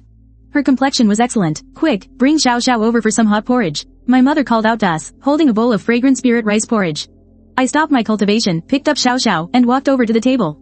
I picked up my bowl and began to gulp it down. Just as we were enjoying this cozy moment, a clear laugh came from outside the courtyard gate. Mrs. Lin, the porridge you made smells amazing. I wonder if I'm lucky enough to have a bowl myself? Shen Mange, dressed in a long, light purple gown and carrying an exquisite food box, walked in from the courtyard gate. Today, she wasn't wearing her usual high and mighty holy maiden's veil. Instead, she looked as casual as the girl next door. Qin Yu quickly stood up and wiped her hands, a little flustered. Your Holiness, please, have a seat. There's still plenty of porridge. I'll go get a bowl for you right now. Shen Mange was not only incredibly powerful, but her status was also revered. And for the past few days, she had taken such good care of us, so Chin Yu felt deeply grateful. Shen Mange made herself at home, sitting down at the stone table and watching me wolf down my food. She couldn't help but cover her mouth and chuckle. Young Master Lin, if all those young ladies in Qingzhou City who admire you saw the way you're eating right now, their jaws would probably drop. I set down my empty bowl and rolled my eyes in annoyance. Does your holiness have nothing better to do? Doesn't the Great Star Moon Divine Palace have any matters for you to attend to? You're always running over here. Shen Mange didn't get angry. She pushed the food box she brought toward me. I'm here to give you something good. I heard from my people that you've been collecting large amounts of spirit ores and scrap metal lately. So I had someone go through the Divine Palace's treasury and find a bunch of discarded spiritual artifact fragments. I thought I'd see if they were of any use to you. My eyes immediately lit up. I opened the food box, and inside it was piled high with all sorts of metal fragments giving off an ancient aura. Although they've lost their spiritual energy, the materials themselves were all top quality. There were even a few pieces of star steel. This was like a gift from the heavens. I was just worrying about the slow progress of tempering my chaos sword embryo. Well then, thank you very much. I owe you one. Without any hesitation, I put the food box into my storage ring. Seeing my greedy expression, Shen Mange shook her head in resignation. Lin Fan, you're always so practical. You only bother to be nice to me when there's something in it for you. I raised an eyebrow, and said with a grin, what? Don't tell me your holiness has taken a liking to me? And you want me to repay the favor with my body? The moment I said that, a rare blush crept across Shen Mange's stunningly beautiful face. You stop spouting nonsense. Who would fall for a rogue like you? She gave me a sideways glance, but her bashful expression had a unique charm of its own. Xiao Xiao rolled her eyes at both of us, then turned to Qin Yu and said in her little voice, Mommy, brother and the pretty big sister are flirting. Hearing this, Qin Yu let out a chuckle, looking at us with a loving expression. Shen Mange's face grew even redder. She stood up and stomped her foot. I'm not playing around with you guys anymore. I have something to take care of, so I'm leaving. Watching her flee in a panic, I couldn't help but burst out laughing. Spending time together like this every day has brought us much closer. Night fell, and the Tingfeng courtyard grew completely silent. I sat cross-legged in my room and took out the metal fragments Shen Mange had brought me earlier today. Chaos Sword C. Devour them. I formed a hand seal, and a black vortex, visible to the naked eye, erupted from my chest. The moment those indestructible extraterrestrial meteorites and spirit tool fragments touched the vortex, they were violently torn apart, becoming the purest form of Jingjin Qi. It flowed endlessly into my sword C. As all this metal was devoured, the chaos sword bone inside my body began to glow even more brilliantly. My body felt as if it had been tempered 1,000 times, and a dark golden sheen appeared on my skin. And just like that, another peaceful half-month went by. My cultivation fully stabilized at the peak of the 9th level of the Qi condensation realm, and I could feel a breakthrough to the spirit sea realm was near. Every morning, I'd chat with my mother and teach Xiao Xiao martial arts. I'd occasionally trade a few playful jabs with Shen Mange. This kind of simple, down-to-earth life was gradually melting the heart that had been frozen in the cosmos for 10,000 years. Then, late one night, while I was meditating in my room, I suddenly heard hurried, panicked footsteps outside my door, followed by Master Ji Yuyan's loud, grating voice, shattering the peace of the manor. Master Lin, help, you have to save this old man. I frowned slightly and stopped my cultivation. When I opened the door, I saw Master Ji Yuyan, his face all bruised and swollen. His clothes were torn to shreds, and he'd even run out of one of his shoes. He looked absolutely wretched. He threw himself at my leg and grabbed on. He was wailing, with tears streaming down his old face. What happened? For the esteemed chief alchemist of the 10,000 Medicines Pavilion to get beaten up like this? I pulled him up from the ground and asked, annoyed, Master, you have to help me. Today, a gang of arrogant bullies from out of town showed up at the underground black market. They called themselves the Wild Blade Sect. Not only did they wreck the 10,000 Medicines Pavilion's shop, but they also stole a rare treasure I just spent a fortune to acquire. Master Ji Yuyan was a mess of snot and tears. He was sobbing like a child who'd had his candy stolen. The Wild Blade Sect? And what treasure did they steal that was worth you getting into such a mess? I was a little curious. This old fellow Ji Yuyan's cultivation might not be high, but he has an excellent eye. For him to call something a rare treasure, it must be something extraordinary. It was a grimy, broken down old furnace. Master Ji Yuyan wiped the blood from his nose and looked down, a little sheepishly. His voice trailed off. When I heard that, my face darkened. You old coot, are you kidding me? A broken down old furnace, and you call it a rare treasure? You came running here in the middle of the night, disturbing my peace. No, Master, please, let me explain. Master Ji Yuyan was so frantic he was practically jumping up and down. That furnace may be broken, but it's covered in ancient divine runes. I used my unique flame, one I've nurtured for 30 years, to burn it for 3 whole days and nights, and it didn't even get a scratch. It's definitely an ancient divine artifact with an incredible history. I was planning to buy it as a gift to show my respect to you. But then the young master of the Wild Blade Sect saw it and just took it by force. Hearing the words ancient godly runes, my heart stirred. Something that even Ji Yuyan's nether fire couldn't burn. It's most likely a remnant of some ancient divine artifact. And right now, I'm in desperate need of a high-quality alchemy furnace, because an ordinary one simply can't handle the violent force of my chaos chi. Those people from the Mad Blade Sect, where are they now? I asked calmly. A bone-chilling glint flashed in my eyes. They stole it but didn't leave. They're still at the Spring Wind Tavern in the black market, drinking and celebrating. They said they're waiting for the master of the Myriad Medicine Pavilion to personally kowtow and apologize to them. Before they'll even consider dropping the matter, Master Ji Yuyan said through gritted teeth. His eyes were filled with humiliation. Let's go. Take me to meet these powerful outsiders. Let's see just how mad their blades really are. I dusted off my sleeves and strode out of the courtyard. Seeing that I was willing to help, Master Ji Yuyan was so overcome with emotion he almost knelt again. He quickly scurried ahead to lead the way. In the dead of night, the main black market of Qingzhou City was still brightly lit and buzzing with activity. This place is the most lawless part of all of Qingzhou, a melting pot of all sorts of characters. People from every walk of life gathered here. The Spring Wind Tavern was the largest tavern in the black market. Normally, only the wealthiest patrons could afford to dine here, but right now, the main hall of the Spring Wind Tavern was in complete chaos. Expensive tables and chairs lay smashed to pieces all over the floor. Dozens of burly, bare-chested men in animal skins were shamelessly grabbing the charming songgirls, laughing and teasing them loudly. Their vulgar words and filthy jokes filled the air. At the main table, right in the center of the hall, sat a young man with a brutish face and a terrifying scar by his eye. He was the young master of the Mad Blade sect, Kuang Tian. His cultivation had reached the peak of the 9th level of the Qi condensation realm, with 1 foot already in the Spirit Sea realm. Beside Kuang Tian's feet rested a jet black alchemy furnace, about half the height of a man. It was covered in dirt, looking completely gray and dusty. Nothing special at all. Ha ha ha. This damn Qingzhou City. This damn myriad medicine pavilion. They're all just a bunch of spineless cowards. Kuang Tian chugged a big gulp of strong liquor. He glanced around arrogantly, his expression filled with contempt. When I want something, that's me doing you a favor. Anyone who dares to refuse, I'll chop off their damn head with a single swing of my blade. The surrounding patrons and the owner of the Spring Wind Tavern were all trembling in fear. Hiding in the corners, they were furious but didn't dare to speak up. The Mad Blade sect was a tyrannical sect from the neighboring Lei province. They act without any restraint, and small business owners like them could never afford to provoke them. But just as Kuang Tian was getting carried away, a calm yet incredibly piercing voice suddenly came from outside the main entrance. Is that so? You think your head is that tough? I wonder if it's tough enough for me to shatter with a single stomp. The rowdy hall fell instantly silent. Everyone turned to the entrance as if they had just seen a ghost. There, they saw a handsome youth in a faded blue robe, accompanied by an old man with a bruised and swollen face. He strolled in leisurely. It was me and Master Ji Yuyan. That's him, great master. That's the one with the scar. He stole the furnace and beat me up. Master Ji Yuyan shouted from behind me, pointing at Kuang Tian. With me here to back him up, he was feeling much more confident. Kuang Tian narrowed his venomous, snake-like eyes, looking me up and down. Suddenly, a deafening laugh erupted. You old fool, have you gone senile? Of all the backup you could call, you brought a pretty boy who hasn't even hit puberty. This kid is so soft and delicate, I could kill 10 of him with a single slap. Send him back to his mother's womb to be remade. The Mad Blade sect disciples behind Kuang Tian also burst out laughing, their eyes filled with contempt and ridicule. I didn't even spare those minions a glance. My gaze went straight to the pitch-black alchemy furnace at Kuang Tian's feet. A true treasure, indeed. Under my divine emperor's eye, I could clearly see the incredibly complex and profound array patterns hidden beneath the thick layer of dirt on its surface. This wasn't just some broken furnace. It was clearly a damaged fragment of the Earth rank, supreme-grade magic treasure, the universe creation furnace. With just a little bit of my chaos chi to repair it, not only could it refine supreme divine pills of the 6th rank and higher, it could even be used as a weapon to smash people. Leave the furnace here, cut off one of your own arms and get out of Qingzhou. And I will spare your life. I averted my gaze, and looked at Kuang Tian, my tone as casual as if I were giving orders to a common stray dog. Kuang Tian's laughter stopped abruptly, and his expression instantly turned hideous. As if he'd been deeply humiliated. You little brat, are you FC King tired of living? Daring to act all high and mighty in front of me? Get him, mince him into a pulp, and feed him to the stray dogs outside. Following Kuang Tian's brutal command, 4 or 5 Mad Blade sect disciples at the 7th level of the Qi condensation realm drew their gleaming, ghost-headed sabers and charged at me, their blades flashing. Reeking of murderous intent, they instantly blocked all my paths of retreat. Run, that kid is so dead. Why did he have to go and provoke the Mad Blade sect? The surrounding patrons shut their eyes in fear, and covered their ears, unable to bear the gruesome sight of me being torn apart. Faced with this ferocious assault, I didn't even move a single step. I was as still as a clay statue. Slowly, I raised my right hand, my fingers forming a sword, and casually swiped forward. There was no flourish, just an extremely fine, yet intensely condensed beam of chaos sword chi that shot out from my fingertips. The beam of sword chi cut a graceful arc through the air, like a knife slicing through still water. It passed through the bodies of the 5 brutes without any resistance. Thud, the 5 elite disciples of the Mad Blade sect froze on the spot, their sabers held high.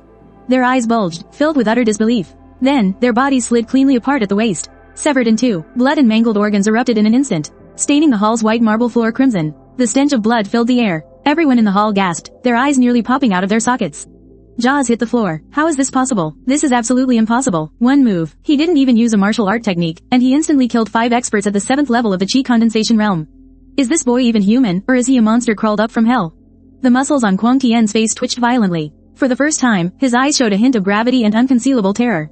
I've messed with the wrong person. There's something strange about this kid. But his pride as the young master of the Mad Blade sect wouldn't let him back down. If he backs down in Qingzhou City, how can he ever show his face in Leizhou again? Well now, little brat. Playing dumb to catch me off guard, are we? I'll show you today what a truly supreme blade technique looks like. Huang Tian let out a furious roar and drew a massive, blood-red blade the size of a door from his back. The massive blade reeked of a sickening stench of blood. It was clearly a malevolent weapon that had tasted the blood of countless victims. Blood Battle of the Eight Desolations. Raging Thunder Slash. Die. Huang Tian leapt high into the air. He poured all of his true energy into the massive blade without reservation, bringing it down with the force of 1,000 thunderbolts. It came crashing down on my head like a mountain. The power of this strike had reached the very limit of the half-step spirit sea realm. The surrounding air crackled and shrieked, compressed by the terrifying pressure of the blade. Perfect. I'll use you as a test to see just how tough this new chaos body of mine really is. Instead of retreating, I advanced, meeting that blood-red blade head-on. I threw a punch straight at it. My fist wasn't protected by any sort of energy shield. I was relying purely on my physical strength. He's insane. He's actually trying to block a mid-grade mystic weapon with his bare flesh. That's just suicide. In their minds, everyone had already written me off for dead, certain I'd be sliced in two. However, what happened in the next second shattered the worldview of everyone present. The moment my fist collided with the blood-red blade. The gruesome scene of flying flesh and blood that everyone expected didn't happen. Instead, that supposedly indestructible mystic-grade malevolent weapon let out an agonized whine as cracks began to spiderweb across it, starting from the edge. Finally, under an irresistible, terrifying force, the entire blood-red blade exploded into a cloud of metal shards. Like a goddess scattering flowers. What? How is this possible? My raging thunderblade. Huang Tian's eyes were wide with disbelief, the impact splitting the skin between his thumbs and forefingers, drenching them in blood. The bone was exposed, before he even had time to retreat. The unabated force of my punch, carrying a tyrannical power capable of destroying everything, slammed viciously into his chest. Boom! Huang Tian was sent flying backward like a cannonball, as if he'd been hit head-on by a stampeding ancient mammoth. He crashed through 3 of the Spring Wind Pavilion's thick, load-bearing walls before finally being embedded in the stone pavement of the street outside. He coughed up mouthfuls of blood, unable to even get up. Silence. A dead, absolute silence. The dozens of remaining disciples from the Mad Blade sect were so terrified their legs gave out from under them. They all dropped to their knees in unison, unable to even hold their blades steady. Urine streamed down their pant legs and pooled on the floor. Sir, spare our lives. Ancestor, spare us. We were blind to your greatness. Please, just let us go like we're nothing. I paid no attention to these ants kowtowing as if trying to smash garlic. I walked straight to that pitch-black alchemy furnace and gave it a light tap. The caked-on dirt on the furnace's surface flaked off, revealing a simple, ancient body of dark gold. A heavy, ancient aura washed over me, bringing a sense of peace to my mind. It really is a fragment of the heaven and earth creation furnace. Although it's severely damaged, its core array patterns are perfectly preserved. I was overjoyed. With a flick of my wrist, I placed the furnace directly into my storage ring. Ji Yu Yan, thanks. This thing is really useful to me. If the Myriad Pills Pavilion ever has any trouble in the future, come find me at Falling Star Manor anytime. I'll take care of things for you. I turned my head and smiled at Master Ji Yu Yan, who was still standing there dumbfounded with his mouth wide open. Master Ji Yu Yan was suddenly jolted back to his senses. He trembled all over with excitement, the fat on his face quivering. Thank you, great master. From now on, the 10,000 Medicines Pavilion will follow your lead. We will go through fire and water, without hesitation. I waved my hand and didn't linger. I strode out of the Spring Breeze House's main entrance. As I passed Huang Tian, who was embedded in the crater, on the verge of death and barely breathing, I didn't even spare him a glance. A piece of trash of this level is no longer worthy of causing any emotional ripples in me, just like a rock on the side of the road. By the time I returned to Falling Star Manor, the sky was already beginning to brighten. The faint light of dawn scattered across the courtyard. I didn't rest. I greeted my mother and then went straight into the secret chamber. Taking out the Chenkin creation furnace, I began to study it carefully. Although the foundation of this furnace is excellent, there are just too many damaged areas. If I were to forcibly refine high-level medicinal pills, I'm afraid it would explode. But fortunately, I have quite a few top-quality metal fragments that Shen Mange sent over. The materials are more than sufficient. I can use the devouring and reshaping power of the Chaos Sword Sea to smelt these metals and perfectly repair this alchemy furnace. I sat down cross-legged, placing both hands on the alchemy furnace. Chaotic true chi surged out endlessly, like a river bursting its banks. For the next 3 full days, I didn't leave my room. I worked day and night in the secret chamber repairing the alchemy furnace. During these 3 days, Qingzhou City was turned upside down, buzzing with commotion. The story of me killing the young master of the Mad Blade sect, a half-step spirit sea realm expert, with a single punch in the underground black market, spread as if it had wings. It reached every street and alley. Everyone was shocked that the so-called loser, Lin Fan, who was once trampled underfoot, had actually made a strong comeback and become so terrifying. On every street and in every alley, over tea and after meals, everyone was discussing my name, turning my story into a legend. Meanwhile, within the Lin family's inner courtyard, a gloomy atmosphere prevailed. It was deathly still. Mu Qingxie's Sea of Qi had been destroyed by me. Her star bone was taken, and she lay on the bed like a soulless walking corpse. Her gaze was vacant. The great elder had lost an arm. His cultivation plummeted, and Mu Hai was now a complete cripple, unable to even take care of himself. The Lin family had not only lost its most prided, peerless genius, but had also become the biggest laughingstock in all of Qingzhou City, pointed at wherever they went. The Lin family disciples couldn't even hold their heads up, just as the Lin family members were at the peak of their despair. Thinking the family was on the verge of complete collapse, a deafening eagle's cry that pierced the clouds suddenly echoed from the sky. A giant, ferocious eagle with a wingspan of over 10 meters and feathers like steel dove down from the clouds and landed steadily in the Lin family's square. The hurricane-force winds from the eagle's descent sent the surrounding banners flapping loudly. Several cultivators with weaker cultivation were thrown directly to the ground. From the eagle's broad back, 3 middle-aged men with unfathomable auras, dressed in robes embroidered with star patterns, slowly walked down. The leader, an old man, had a sinister gaze. His eyes were sunken, and he carried an air of superiority. He was a terrifying expert at the 8th level of the Spirit Sea Realm. This is the exclusive mount of the Star Academy. That's Lei Ju, an admissions tutor from the Star Academy. He's here this time. It was specifically to guide Mu Qingshui, who had awakened the extreme cold spirit route, into Star Academy for specialized training. The people of the Lin family felt as if they had grasped their last lifeline, seeing a hope of turning the tables. Ignoring the agonizing pain from his severed arm that was still seeping blood, the great elder fell to his knees before Lei Ju with a thud. Tears streamed down his old face. Instructor Lei, you must seek justice for us. Qingshui, the pride of our Lin family. She's been crippled by someone. What? Lei Ju's face changed instantly, and he flew into a rage. A terrifying storm of spiritual energy swept out with him at its center.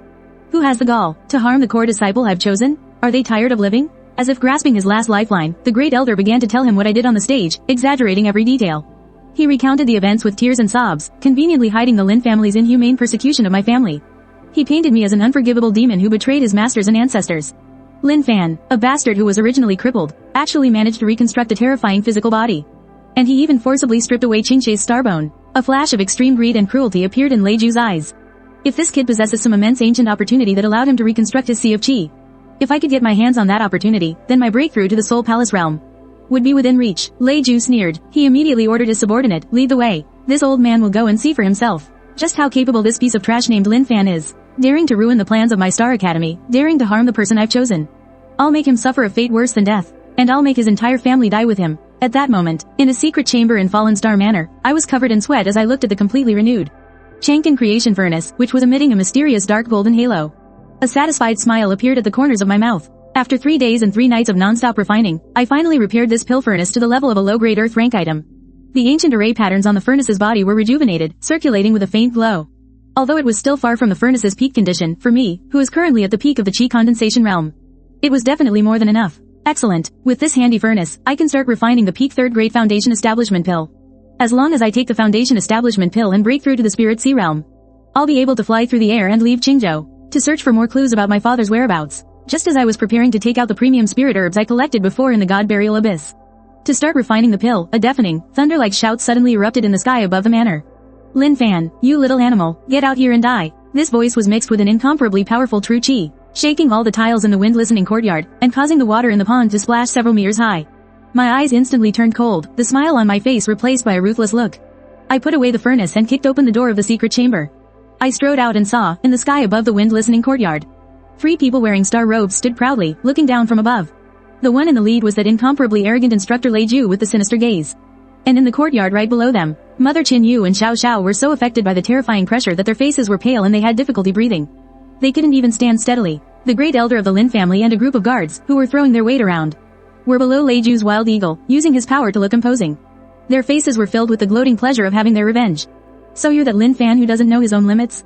Hand over the starbone you stole from Mu Qingshui, then cripple your own cultivation. Get on your knees and crawl back with me to Star Academy like a dog to accept your punishment. Lei Ju looked down on me from on high, his tone leaving no room for question. As if he were a god holding the power of life and death. I narrowed my eyes slightly. Looking at these cluelessly buzzing flies in the sky, a cold, mocking smile touched my lips. Star Academy? What kind of garbage is that? And you think you're worthy of making me kneel and accept punishment? Who the hell do you think you are? Coming to my territory, shouting and acting wild, you must have a death wish. Then just stick your neck out for me. How dare you, arrogant, to be so disrespectful to Instructor Lei. You must be blind, you're courting death. A middle-aged instructor next to Lei Ju, eager to show off, roared in anger.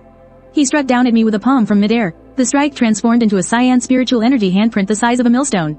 It carried the force to topple mountains and crush everything, aiming to flatten me and the house behind me into rubble. I think the ones who are courting death are you self-righteous idiots. I stomped my feet hard on the ground, shattering the stone slabs beneath me. My whole body shot into the sky like a heavy cannonball, and I condensed all my chaos sword energy into my right leg. In midair, I twisted my body and swung down with an axe kick. I viciously chopped down on that cyan handprint. Boom, with a massive bang, that spiritual energy handprint, which seemed infinitely powerful, exploded like a fragile balloon the moment it touched my right leg. It dissolved into countless points of light. I used the reactive force from the explosion in midair to make an incredibly unbelievable turn, instantly breaking the sound barrier. I appeared in front of that middle-aged instructor. In his eyes, which were filled with absolute terror, he had no time to react. I delivered a vicious knee strike, slamming it heavily into his arrogant chin. With a cringe-inducing crack of bone, the middle-aged instructor's jaw was instantly shattered. A mouthful of teeth and blood sprayed out, and his whole body flew like a kite with its string cut. He plunged headfirst into the villainous pond, his fate unknown. It was just a single face-to-face exchange, instantly killing a Spirit Sea Realm second-level academy instructor. The entire scene once again fell into a deathly silence. The great elder of the Lin family was so scared his legs gave out, and he collapsed right onto the ground. Trembling all over, Lei Ju's expression had become extremely grim. The disdain in his eyes finally vanished, replaced by deep apprehension and shock. Such domineering, such terrifying physical strength. No wonder you dare to be so brazen. It seems you've truly obtained some incredible ancient fortune. But he was, after all, a long-famous super expert of the 8th level of the Spirit Sea Realm. In this small Azure State city, he considered himself invincible and would never be easily scared off by a mere teenager. You little bastard, don't think you can run rampant just because you have some brute force. You show no respect for the heroes of this world. Today, I will show you the true, supreme power of Star Academy. Lei Ju's hands rapidly formed seals in front of his chest, drawing upon the spiritual energy between heaven and earth. A 10-jong-long sword of light, condensed from pure star power, slowly formed above his head. Starfall Annihilation Sword, you little bastard, go to hell. The giant sword of light let out a terrifying shriek that tore through the air, locking firmly onto my aura as it chopped down like a mountain of swords. The power of this strike is terrifying, enough to slice a solid mountain. Clean in two, get out of the way. Watch out, down below, his mother, Chin Yu, watched this world-destroying strike. Screaming in terror as tears streamed from her eyes, I took a deep breath, hovering in midair. I stared coldly at the massive sword descending upon me, as the dormant chaos sword sea within me began to churn and roar. I didn't choose to dodge. I couldn't, because directly below me were my mother and my little sister, Xiao Xiao, the ones I must protect with my life. Since you old dog love playing with swords so much, I'll be merciful today. And teach you who the true master of the sword is. I slowly raised my right hand. Forming a sword with my fingers, my gaze looked down upon all creation. I pointed towards Lei Ju in the sky above, first form of the Chaos Sword physique, Sky Sunder. As I pointed my finger, the newly formed Chaos Sword bone inside me erupted with a blinding, dark light. An ancient, crescent-shaped arc of black sword energy, seemingly capable of splitting the primordial chaos, shot forth from my fingertip, soaring straight into the air. Compared to the massive, 10-jong-long Starfall sword, this black arc of energy seemed small and faint, but the instant they collided, there was no earth-shattering explosion, nor any violent wave of energy blasting outwards. The brilliant Starfall sword, Lei Ju's pride and joy, was like a fragile piece of ice against the searing hot iron. It was silently sliced in two by the thin black arc of energy. Then, a terrifying devouring power erupted from the arc, completely dissolving and consuming the light sword in an instant. How can this be possible? My ultimate technique, the Starfall Annihilation, was shattered. Lei Ju was scared out of his wits. The hair on his body stood on end. That was his ultimate trump card, a technique he'd spent decades and countless resources to master. And yet, this boy right in front of him, with just a single finger, had casually shattered it without a trace. Run, I can't possibly fight him. This kid is too bizarre. He must be possessed by some ancient, reclusive demon from millennia ago. Endless fear instantly flooded Lei Ju's heart. He didn't even dare to utter a threat. He turned, about to rip through space and flee this terrifying place. Thinking of running now? Isn't it a bit too late? Leave your life behind, I sneered. My figure flashed like a phantom, instantly crossing 100 meters of empty space. I appeared directly above Lei Ju, blocking his escape path. My right hand formed into a claw. Wielding the unrivaled, all-consuming power of chaos, I slammed it down on the crown of his head. Lei Ju's body convulsed violently, as if struck by lightning. He could feel his true energy draining away uncontrollably through my palm, like a raging flood bursting through a dam. What kind of sinister demonic art is this? Let me go. My cultivation base. My 60 years of hard-earned cultivation. Lei Ju let out a blood-curdling scream, his eyes shot with crimson. As he struggled desperately in midair, my eyes were cold, without a hint of mercy. I watched as all of his precious true energy was converted into sustenance for my Chaos Sword Sea. Since you're so fond of your high and mighty Star Academy, then I'll personally send you to hell, where you can reminisce about your glory days. With a sudden downward thrust of my palm, I unleashed my internal energy with overwhelming force. I shattered Lei Ju's Spirit Sea and all the meridians in his body. A mighty 8th level Spirit Sea Realm Master, a high and mighty Academy tutor, was casually tossed to the ground by me like a dead dog, completely turned into a cripple who can never cultivate again. The remaining tutor who hadn't made a move and the members of the Lin family below were scared out of their wits, scrambling and crawling as they tried to flee this battlefield of carnage. Terrified that I would kill them next, I was just preparing to unleash my sword energy, to eliminate them completely and leave no loose ends. Suddenly, the extremely melodious and ancient chime of a great bell echoed from the horizon. Following that, 9 imposing, single-horned, ink-black flood dragons appeared, tearing through the sky, pulling a void chariot 100 times more luxurious and majestic than Shen Mange's carriage. A huge banner flew from the chariot, fluttering in the wind. Embroidered on it with golden thread was a brilliant, dazzling star totem. The highest envoy from the outer court of the Star Academy has arrived. Lei Ju, who lay on the ground with his cultivation crippled, looked as if he had seen a savior in his moment of despair. He was so emotional that snot and tears mixed with blood streamed down his face. Lord Envoy of the Outer Court, please, save me, this demon has gone mad. He's killing our academy's tutors. He has insulted the millennia-old prestige of our academy. Avenge us. Kill him. The chariot stopped in midair. The flood dragons let out a low roar as an old man with white hair and an immortal-like aura slowly stepped out of the carriage. His gaze was like lightning as it swept across the scene. Finally, it settled firmly on me. The old man didn't even spare a glance for the wailing Lei Ju on the ground. Instead, he closed his eyes, carefully sensing the residual, domineering chaotic sword energy in the air. A flash of extreme shock and unconcealable fervor crossed his eyes. How terrifying. Such pure and peerless sword intent. Such unparalleled and domineering talent. In all my life, I have never seen anything like it. That young girl from the Mew family who awakened the extreme cold spirit root, compared to this young man before me, is like the difference between mud on the ground and a divine dragon in the sky. She is simply not worth mentioning. The old man took a deep breath, suppressing the turmoil in his heart. Then, in front of everyone, he gave me a slight bow with his hands clasped, his attitude extremely polite. I am Yun Shan, the Vice Dean of the Star Academy's outer court. It is a pleasure to meet you, young friend. I have just witnessed your skills. Truly, the younger generation is formidable. Everyone present was instantly stunned. They even stopped breathing. Lei Ju, on the ground, was utterly dumbfounded. He even forgot to wail. Lord Vice Dean, what are you doing? He crippled my cultivation. He is trampling on the reputation of our Star Academy. Just slap him to death. Hearing this, Yun Shan frowned. With a wave of his hand, he sent an invisible wave of energy through the air, delivering an extremely loud slap across Lei Ju's face. It directly shattered all the teeth in his mouth, knocking him unconscious. Shut up, you disgraceful fool. Not only are your skills inferior, but you go around causing trouble everywhere. You nearly made a powerful enemy for the academy. Even death would be too good for you. Men, drag him away and feed him to the dogs. Yun Shan turned his head, the grim look on his face vanishing in an instant. He looked at me with a face full of smiles, his tone extremely gentle, even carrying a hint of wanting to curry favor. Young friend, I'm sorry you had to see that. What just happened was all due to my poor management of these worthless, blind fools. Do with me as you wish. I won't have any objections. This old man cherishes talent, and I can see that you, young friend, are exceptionally gifted. You're like a dragon lying dormant in the abyss. Would you consider gracing our Starfall Academy with your presence? If you just agree, young friend, all of Starfall Academy's top-tier resources, secret realms, and cultivation techniques will be made completely available to you, and you alone. I am even willing to make an exception, and personally take you as my final disciple, passing on everything I have learned throughout my life. As soon as he said this, the Lin family's great elder was overcome with rage and anxiety. His vision went black, and he fainted dead away from the shock. They never would have dreamed that the Vice Dean of Starfall Academy, whom they had counted on to kill Lin Fan and avenge their family, would instead turn around and shamelessly grovel before Lin Fan, begging him to join. Faced with this enormous temptation that fell from the heavens, one that even the princes of the 9 provinces would covet, I just stood my ground. I casually brushed the dust from my sleeves, my expression completely unfazed. Join your Starfall Academy? You bunch of frogs in a well. Are you even worthy to teach me? In this life, I, Lin Fan, will never bow to anyone, not even if the Heavenly King himself were to descend. Be another man's disciple? I raised my head, my gaze pierced through the layers of clouds, as if looking into the endless depths of the starry sky. Seeing through the illusions of this world, my path lies beneath my own feet, at the very edge of the 9 nethers, a place where even the gods and Buddhas of the heavens dare not tread. No one is qualified to tell me what to do. Just then, the ancient Star Sea Divine Medallion that I carried in my robes suddenly grew warm again. Faintly, on the surface of the medallion, 4 blood-red seal characters appeared, exuding an ancient, weathered aura, 9 nether secret realm.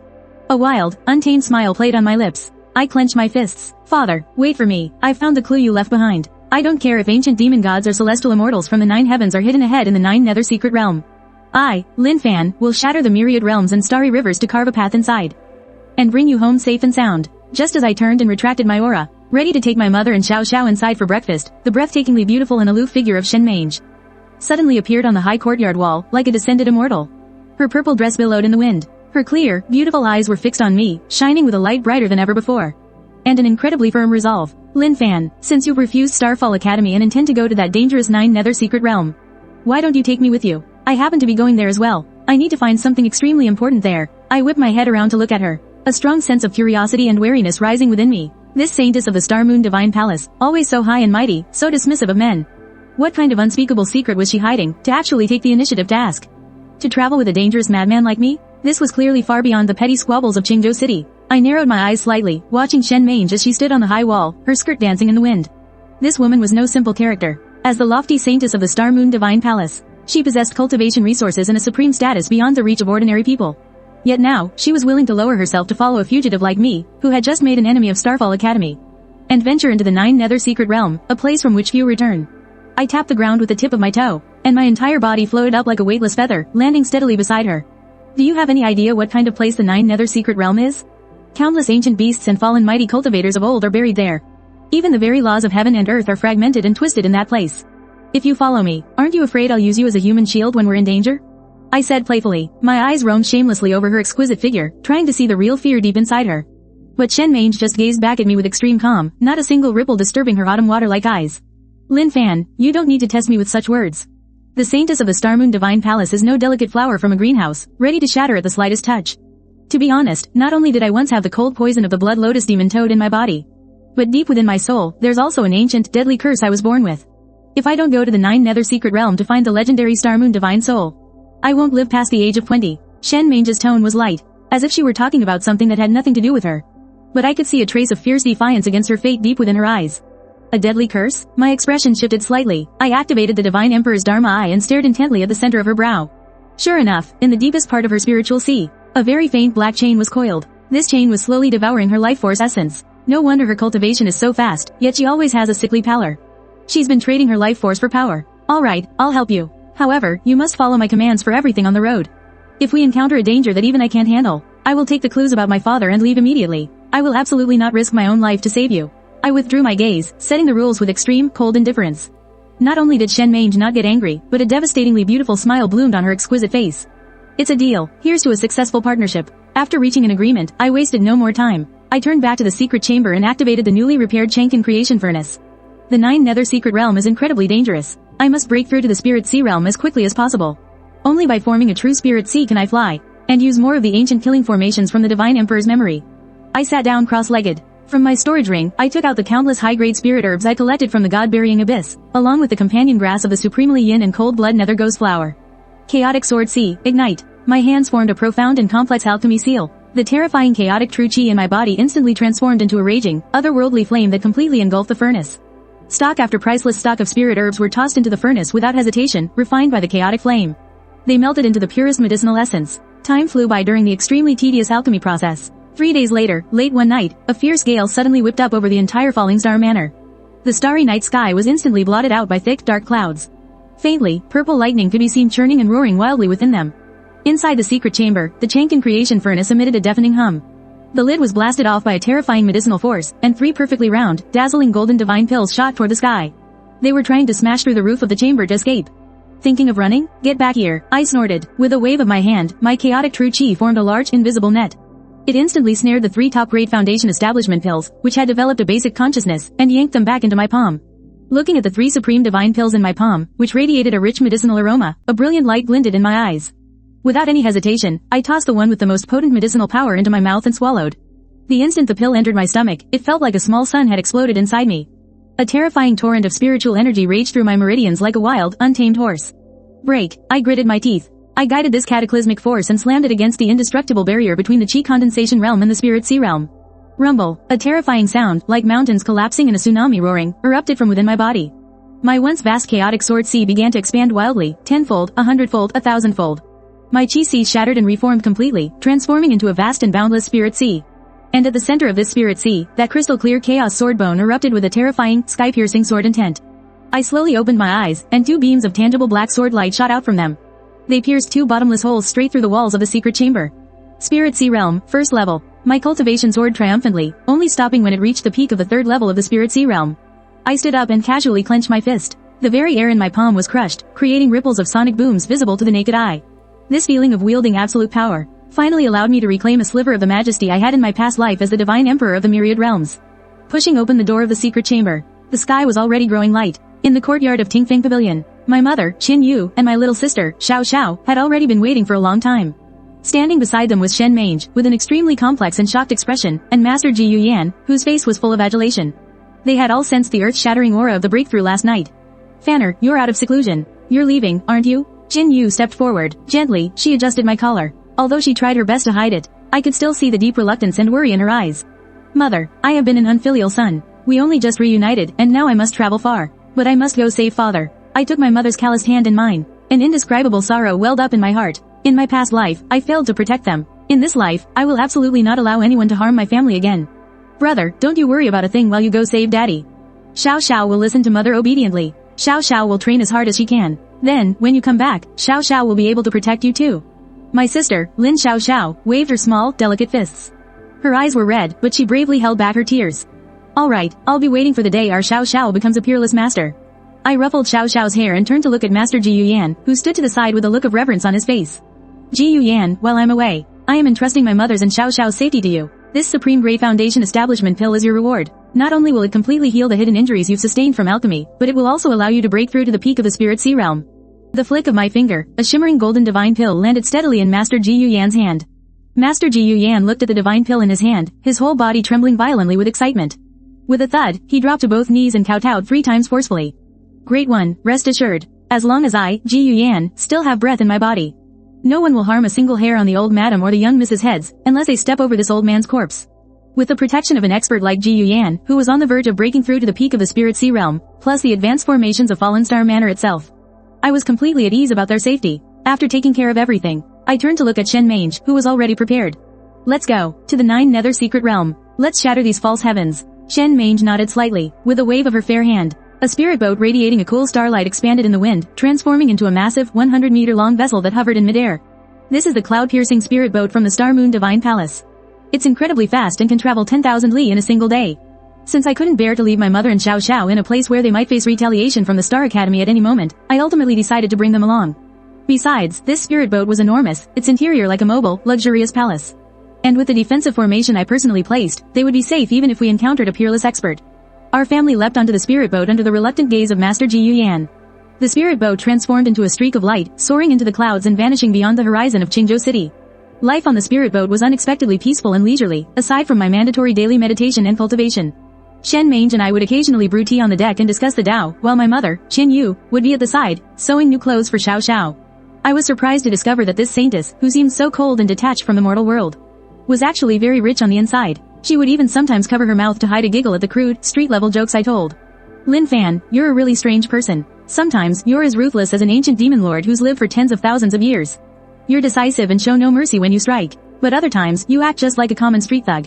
It's so infuriating it makes my teeth itch. Shen Mange was holding a cup of steaming spirit tea. Her clear, autumn-like eyes watching me quietly. I was leaning against the railing of the spirit ark, watching the mountains and rivers rushing by below, a carefree smile touching the corners of my lips. If a person only had one side to them, wouldn't that be incredibly dull? I'm only a demon lord to my enemies. To the people I care about, I'm the nicest guy in the world. My shamelessness made Shen Mange roll her eyes, a charming gesture in itself. Xiao Xiao ran over, hugged my leg, and looked up, saying in her sweet, childish voice, "Pretty big sister, do you have a crush on my big brother? If you buy me some delicious candied hawthorns, I'll let you have him." The innocent words of a child made Qin Yu, who was nearby, burst out laughing. Shen Mange's face instantly turned red all the way to her ears.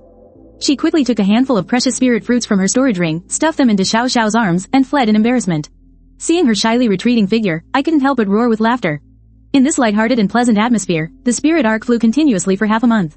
Finally, we reached the very edge of the 9 provinces, a terrifying, forbidden land shrouded year-round in a dark miasma. The entrance to the 9 Nether Secret Realm. I had my mother and Xiao Xiao stay in the safest cabin inside the spirit ark. And I set up a 9-layer chaos defense formation outside. Unless a god from the upper realm descended in person, no one could break through this turtle shell. By now, tens of thousands of cultivators from all walks of life had already gathered outside the entrance to the secret realm. Among them were plenty of prodigies from major hidden sects and heirs of ancient families. The sky was densely packed with all sorts of luxurious flying artifacts. The scene was incredibly grand and spectacular. When I accompanied Shen Mange out of the spirit ark and appeared in everyone's view, we immediately drew countless gazes filled with awe and reverence. Look, that's Shen Mange, the saintess of the Star Moon Divine Palace. They say she's already a prodigy at the 7th level of the Spirit Sea Realm. With the opening of the 9 Nether Secret Realm, she's definitely one of the strongest contenders. Gasps rippled through the crowd. Countless young cultivators looked at Shen Mange with eyes full of undisguised adoration and fervor. But when they saw a seemingly unremarkable young man in a worn-out green robe standing shoulder to shoulder with her, all the gasps instantly turned into piercing jealousy and ridicule. Who is that punk, dressed like a beggar? What makes him worthy of standing next to the saintess? Listening to the unbridled mockery around me, my expression remained as calm as still water. I didn't even bat an eye. Why would a dragon care about the clamoring of ants beneath its feet? But my tolerance doesn't mean everyone has a brain. Just as we were about to walk through the crowd to the entrance of the secret realm, a young man in an extremely luxurious golden brocade robe, holding a top-grade spirit treasure folding fan and followed by a dozen fierce-looking guards, arrogantly blocked our path. "Sister Mange, long time no see. Your big brother here was just looking all over for you. I never thought I'd find you with such a disgraceful country bumpkin by your side. It's a complete insult to your status as the saintess." The golden-robed young man pointed his fan at my nose, his eyes filled with extreme contempt and arrogance. This was Xiao Yan, the young master of the Violet Flame sect, the most powerful sect in Leizhou. His cultivation had already reached the 7th level of the Spirit Sea Realm, and he was known for relentlessly pestering Shen Mange. Shen Mange's beautiful face instantly turned as cold as ice, a flash of extreme disgust in her eyes.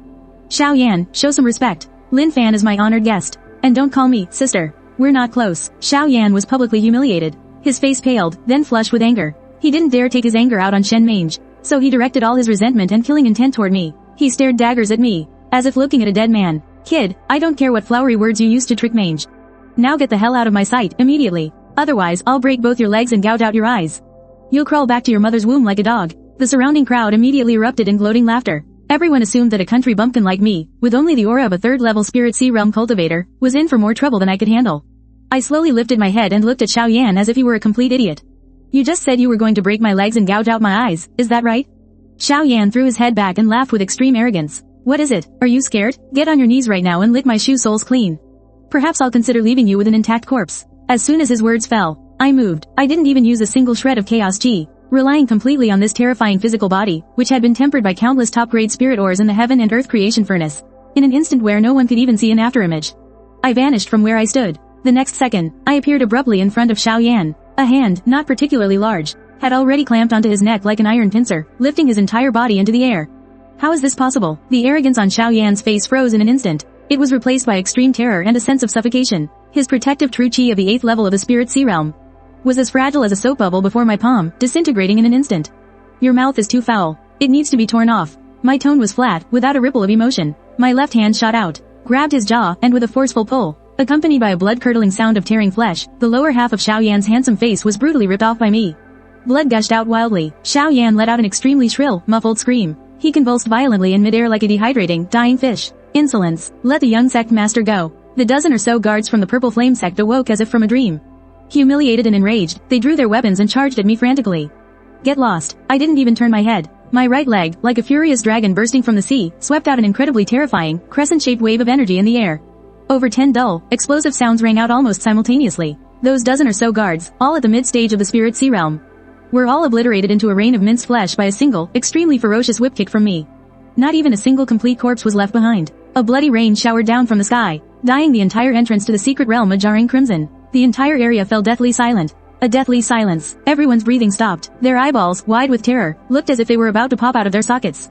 One move, using only physical strength, he instantly killed over 10 experts of the same realm. He crippled a peerless prodigy at the 8th level of the spirit sea realm as if picking up a chick. This young man in a worn-out green robe is no country bumpkin at all. This is clearly a peerless demon that crawled out of the Asura hell. I casually tossed Xiao Yan, who was on the verge of passing out from the pain with his face covered in blood, onto the ground. I took out a clean white handkerchief and wiped the blood from my hands with extreme disgust. Then I carelessly threw the handkerchief on his mangled face. I'll return the words you just said back to you. I'll spare your dog's life so you can go back and tell that bullshit sect master of your so-called Purple Flame sect, if he wants revenge. He can come find me in the 9 Serenity Secret Realm. My name is Lin Fan. I specialize in curing all who defy me. After saying that, I didn't spare another glance at the surrounding gazes, which were filled with utmost awe and fear. I turned to Shen Mange, who was also somewhat stunned beside me, and gave her a small smile. Let's go. The flies blocking the way have been cleaned up. We can go in now. Shen Mange took a deep breath. Forcibly suppressing the stormy waves in her heart, she realized she could see through this young man less and less. He was arrogant and domineering, yet possessed terrifying strength to match.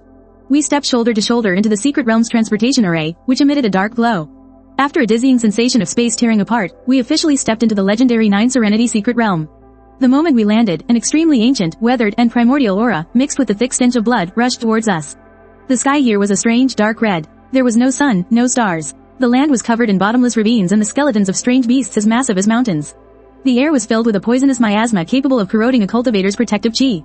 Stay close to me. The spatial laws here are extremely unstable. One wrong step and you'll be swept into a spatial turbulence, with not even your bones remaining. I activated the Divine Emperor's Dharma Eye. I scanned our surroundings for the extremely hidden ancient killing formations, keeping Shen Mange securely behind me.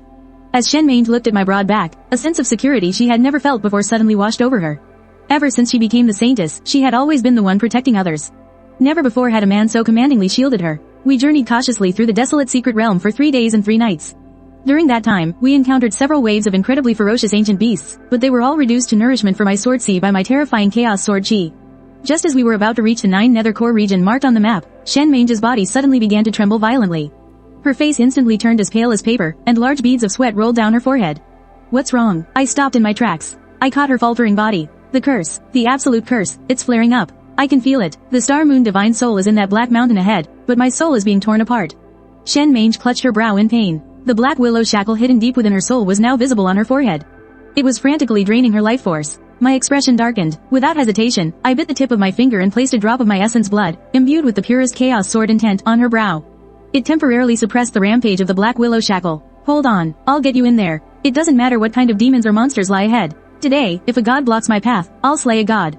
If a Buddha blocks my path, I'll slay a Buddha. I swept the weakened Shen Mange into my arms. Pushing off with explosive force, my entire body became a black bolt of lightning. I shot straight towards the black mountain that radiated a heart-stopping aura, arriving in less than the time it takes to burn half an incense stick. We arrived at the foot of the black mountain. The mountain was actually formed entirely from colossal ancient meteorites piled on top of one another. At the center of the mountain was a massive cave emitting an eerie blue light. At the entrance of the cave lay a three-headed hellhound, its body a full 100 jong in size. Its entire body was engulfed in terrifying nether-cold flames, and it radiated a world-destroying pressure comparable to an early-stage Soul Palace realm expert. It's a hellhound with the bloodline of an ancient divine beast. No wonder no one has ever been able to obtain the Star Moon Divine Soul. Shen Mange leaned weakly against my chest and closed her eyes in despair. Lin Fan, put me down and save yourself. We can't defeat this beast. It doesn't matter if I die. You still have family to protect. Listening to her extremely weak yet well-intentioned words, not only did I not retreat, but a heroic passion ignited within me. A mere mongrel of a watchdog thinks it can stop me? You watch closely, just how strong the man you've chosen really is. I gave her pale lips an assertive, gentle kiss. As Shen Mange stared, utterly shocked and flustered, I gently placed her behind a large, safe rock, and then rose into the air alone. Charging toward the mountain-sized hellhound. Roar. The hellhound sensed my challenge. Its three massive heads simultaneously let out a terrifying roar that seemed to shatter the very air. Three world-destroying pillars of nether fire intertwined, forming a massive net of flames that descended upon me. It intended to burn me to cinders. Bring it on. The chaos sword sea erupted from me in full force. I tilted my head back and roared. The chaos sword bone within me unleashed a tangible black sword aura. In midair, I merged completely with the light of the sword. I transformed into a giant black sword, 100 jong long. This one strike carried the supreme majesty of my past life as a divine emperor and the absolute conviction of this life to protect all that I hold dear. There were no flashy techniques, only the purest and most ultimate slash. Heaven-cleaving sword, with an overwhelmingly brutal force. The giant black sword instantly split that terrifying net of nether fire in half. Its momentum undiminished, it viciously slammed down on the largest of the hellhound's three heads, accompanied by a blood-curdling howl of agony. That ancient demonic beast, as powerful as an early-stage Soul Palace realm cultivator, was struck by my world-shattering sword attack. And was split clean in two right down the middle. A rain of foul-smelling beast blood poured down like a torrential storm, staining the entire valley into a hellish landscape. I retracted my sword chi, and landed firmly on the ground, panting slightly. Even though instantly killing a beast of this level drained a great deal of my energy, the exhilarating thrill of such a satisfying battle made the blood in my veins boil with excitement, just as I was about to turn and lead Shen Mange into the cave. The space around me suddenly began to twist and distort in an incredibly strange and violent way. And then, four terrifyingly powerful auras descended from the north, south, east, and west, surrounding me completely. A piercing round of applause echoed from the void, and a man dressed in the uniform of the Star Academy, a white-haired old man with a sinister expression, slowly emerged. It was none other than the one who had been so subservient to me back at the Falling Star Manor. The Vice Dean of the Star Academy who tried so hard to win me over, Yun Shan. And beside him stood three other black-robed elders, their auras also at the early stage of the Soul Palace realm. It was the Star Academy's most powerful hidden asset, all four of the Grand Elders, gathered together.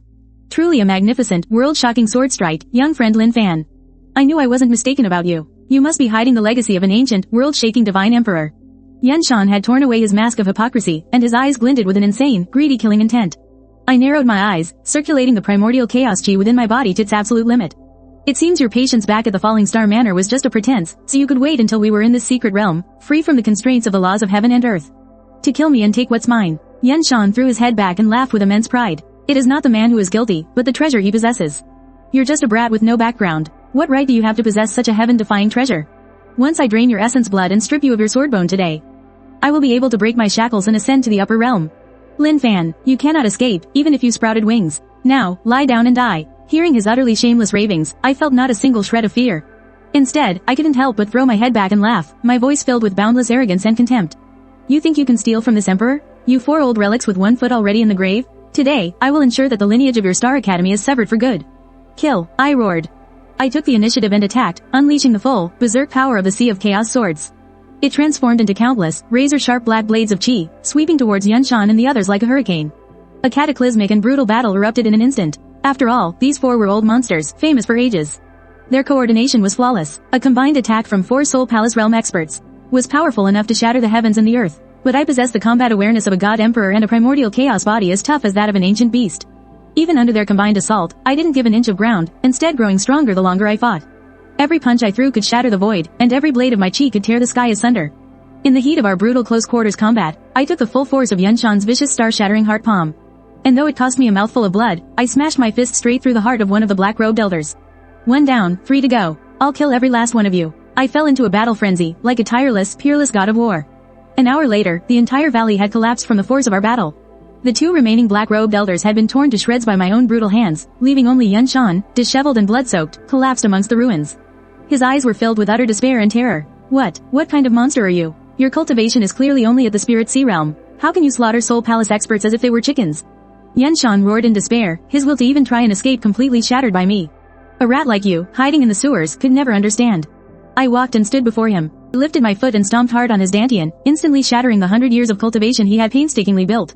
Then, I kicked him aside like a piece of trash. I didn't waste another thought on that cripple. Turning around, I walked over to Shen Mange and gently lifted her extremely weak body into my arms again. I strode into the cave, which was glowing with an eerie blue light. The cavern ran deep. It was filled with strange, glowing crystals. In the very depths of the cave, stood an ancient altar. Floating in its center was a peculiar gem that radiated the soft glow of the stars and moon. It was the Star Moon Divine Soul, the very thing Shen Mange had been desperately searching for. I laid Shen Mange down on the altar. I guided the power of the Star Moon Divine Soul, letting it flow slowly into her body. As the Divine Soul entered her, the black chain deep within her soul let out a piercing shriek before finally shattering and dissolving completely. The pale color instantly left Shen Mange's face, replaced by an alluring, rosy blush. What's more, her cultivation, bolstered by the power of this divine artifact, shot straight through to the peak of the 9th level of the Spirit Sea Realm. Lin Fan, thank you. Shen Mange opened her eyes. Her gaze filled with deep, affectionate tenderness and gratitude. She suddenly threw her arms tightly around my neck and, taking the lead, pressed her soft, sweet lips to mine. The kiss was both passionate and tender, filled with all of her gratitude and love. I didn't hold back either, wrapping my arms around her slender waist and savoring the sweet moment. After a long moment, our lips parted. We looked at each other and smiled. Everything that needed to be said was understood. Let's go. It's time to accomplish my final goal for coming here, I said, taking her hand. My gaze was fixed firmly on the boundless darkness deeper within the cave. I knew that my father was imprisoned in a hidden, folded space in there. We traversed a long, narrow, subterranean river, and finally reached the core area of the 9 Nether Secret Realm. The spatial gravity here was terrifyingly strong. Even light itself was twisted into bizarre shapes. Ahead, in the center of a vast, black plaza, floated an enormous black meteorite. It was bound by countless thick, dark gold chains. And at the center of those chains, a tall man was shackled, his hair disheveled and his body covered in blood. I looked at that familiar, yet brutally tortured figure, and my eyes instantly turned bloodshot with rage. My voice grew hoarse and trembled with overwhelming emotion. Hearing me, the tall man struggled to lift his head. A look of utter shock and panic flashed in his bloodshot eyes. Fanner, why are you here? Get out of here. It's a trap. This is a death trap, set for our Lin family's ancient bloodline. Run. Lin Zan roared with all his might, struggling desperately against the chains. The chains scraped with a deafening shriek, tearing his flesh down to the very bone. Flee? Now that you're here, you might as well all stay. Suddenly, a voice boomed from the void, grand and majestic, yet filled with an endless chill. It sounded as if it came from the highest dimension, far above the heavens. It carried a terrifying pressure that would compel any mortal to bow and worship. Then, the void above the meteorite shattered with a roar. A colossal phantom, 100 jong tall and radiating a blinding golden light, slowly emerged. The phantom's face was blurry and indistinct, but its eyes, cold, emotionless, and seemingly able to pierce through the entire universe, were locked squarely on me. So this was the Upper Realm Phantom, the one who had been hiding in the shadows, scheming against and imprisoning my father. I am a divine general of the Upper Realm. The chaos bloodline that flows within your Lin family has always been a mere plaything for us, the gods of the Upper Realm. Now, the harvest of this world is ripe. Obediently surrender your chaos swordbone, and I may grant your entire family a swift death. The phantom's voice thundered across a plaza, filled with the arrogant condescension of one bestowing a gift. So all the suffering my family has endured was just because this bunch of bastards who call themselves gods wanted to harvest our bloodline. To hell with your Upper Realm divine general. I roared to the heavens in fury, my black hair whipping wildly. I don't care if you're a god or a Buddha. You dare touch my father? Today, I will obliterate you, body and soul. I'm completely releasing the final seal on my memories as the Divine Emperor. The supreme might of the Divine Emperor from my past life, who conquered countless realms and pushed back galaxies, now fuses maniacally with my current body. The sea of chaos swords within me instantly boiled to a terrifying tipping point. The segment of chaos sword bone burst right out of my body, transforming into a colossal chaos greatsword, 1,000 jong long, radiating an aura of ultimate destruction. This one sword carries all the rage and power of both my past and present lives. The rage of a divine emperor can make millions kneel. Shatter the heavens, I roared, gripping the hilt with both hands, filled with a crazed, unstoppable momentum. I brutally chopped down towards that immense, condescending phantom from the upper realm. An ant dares to defy the heavens? The phantom from the upper realm snorted with utter disdain, raising a giant golden palm that blotted out the sun, intending to crush me like a mosquito. But he gravely underestimated the power of the chaos swordbone, and he gravely underestimated the fury of a divine emperor who had once reached the pinnacle of all realms. The moment the chaos greatsword collided with the golden palm, The entire core region of the 9 serene mystic realm began to terrifyingly collapse. That golden palm, which seemed indestructible, was like an incredibly fragile piece of tofu under the edge of the Chaos Greatsword. It was instantly sliced in two. What? Impossible. The phantom from the upper realm finally let out a terrified and disbelieving shriek. But he didn't even have a chance to dodge. The Chaos Greatsword, with its rampaging aftershock of total destruction, directly split his 100-jong-tall, immense phantom in half from head to toe. The phantom let out a horrifying shriek and was ultimately torn to shreds by the frenzied Chaos Sword Chi, dissolving into a sky full of golden specks of light that vanished into the void. Following the collapse of the upper realm phantom, the black meteorite and dark gold chains that bound my father also lost their power source and crumbled into dust. My figure flashed, and I steadily caught Lin Zan as he fell from midair. I'm late, father. I've made you suffer. I hugged my father's emaciated body tightly, and tears finally burst from my eyes. Good son. You've grown up. You're stronger than your old man. Lin Zan reached out with a trembling, bloody hand and gently caressed my face. A look of immense relief and pride appeared on his rugged face. Shen Mange rushed over as well, quickly taking out the Star Moon Divine Palace's best healing elixir and feeding it to Lin Zan, helping to stabilize his extremely weak life force. We can't stay here any longer. The mystic realm is about to collapse. We have to get out of here immediately. I looked at the constantly collapsing spatial rifts around us, then lifted my father onto my back. I grabbed Shen Mange's hand, and we shot like a meteor, frantically dashing towards the realm's exit. A second before the mystic realm was completely destroyed, we finally made a perilous dash out of the spatial teleportation array, returning to the cloud-piercing spirit boat that was floating in midair. The moment the cabin door opened, Xin Yu, who had been waiting anxiously, froze in place as if struck by lightning when she saw Lin Zan on my back. My husband. Qin Yu's voice trembled. Tears streamed down her face like a bursting dam. She stumbled over and threw herself into Lin Zan's arms. The two of them hugged each other tightly, sobbing uncontrollably. Xiao Xiao also came running on her little short legs, hugging Lin Zan's leg and crying her eyes out. Watching this touching family reunion, Shen Mange and I looked at each other and smiled. All the exhaustion and killing intent in our hearts vanished in that moment. This is the greatest meaning of my second life. Just then, a large, dark mass of figures suddenly swarmed in the distant sky. It was the Lin family's great elder and Mu Qingshui. They had conspired with the remaining forces of the Violet Flame sect and the Star Academy, wanting to take advantage of our situation and completely annihilate us. Lin Fan, you treacherous beast who defies his master and ancestors. Today, so many of our sects have joined forces. Even if you had 3 heads and 6 arms, there's no escape for you. Mu Qingshui's external injuries have been partially healed, but with her cultivation completely destroyed, her eyes were filled with an extremely venomous light. I coldly stared at this reckless mob. A cruel smirk formed on my lips. I hadn't wanted to see blood today, it being a family reunion. But since you're all rushing to your deaths, then I shall grant your wish. I took a step forward, unleashing the terrifying might of the Chaos Sword Sea without holding anything back. The entire world changed color in an instant, the sun and moon lost their light.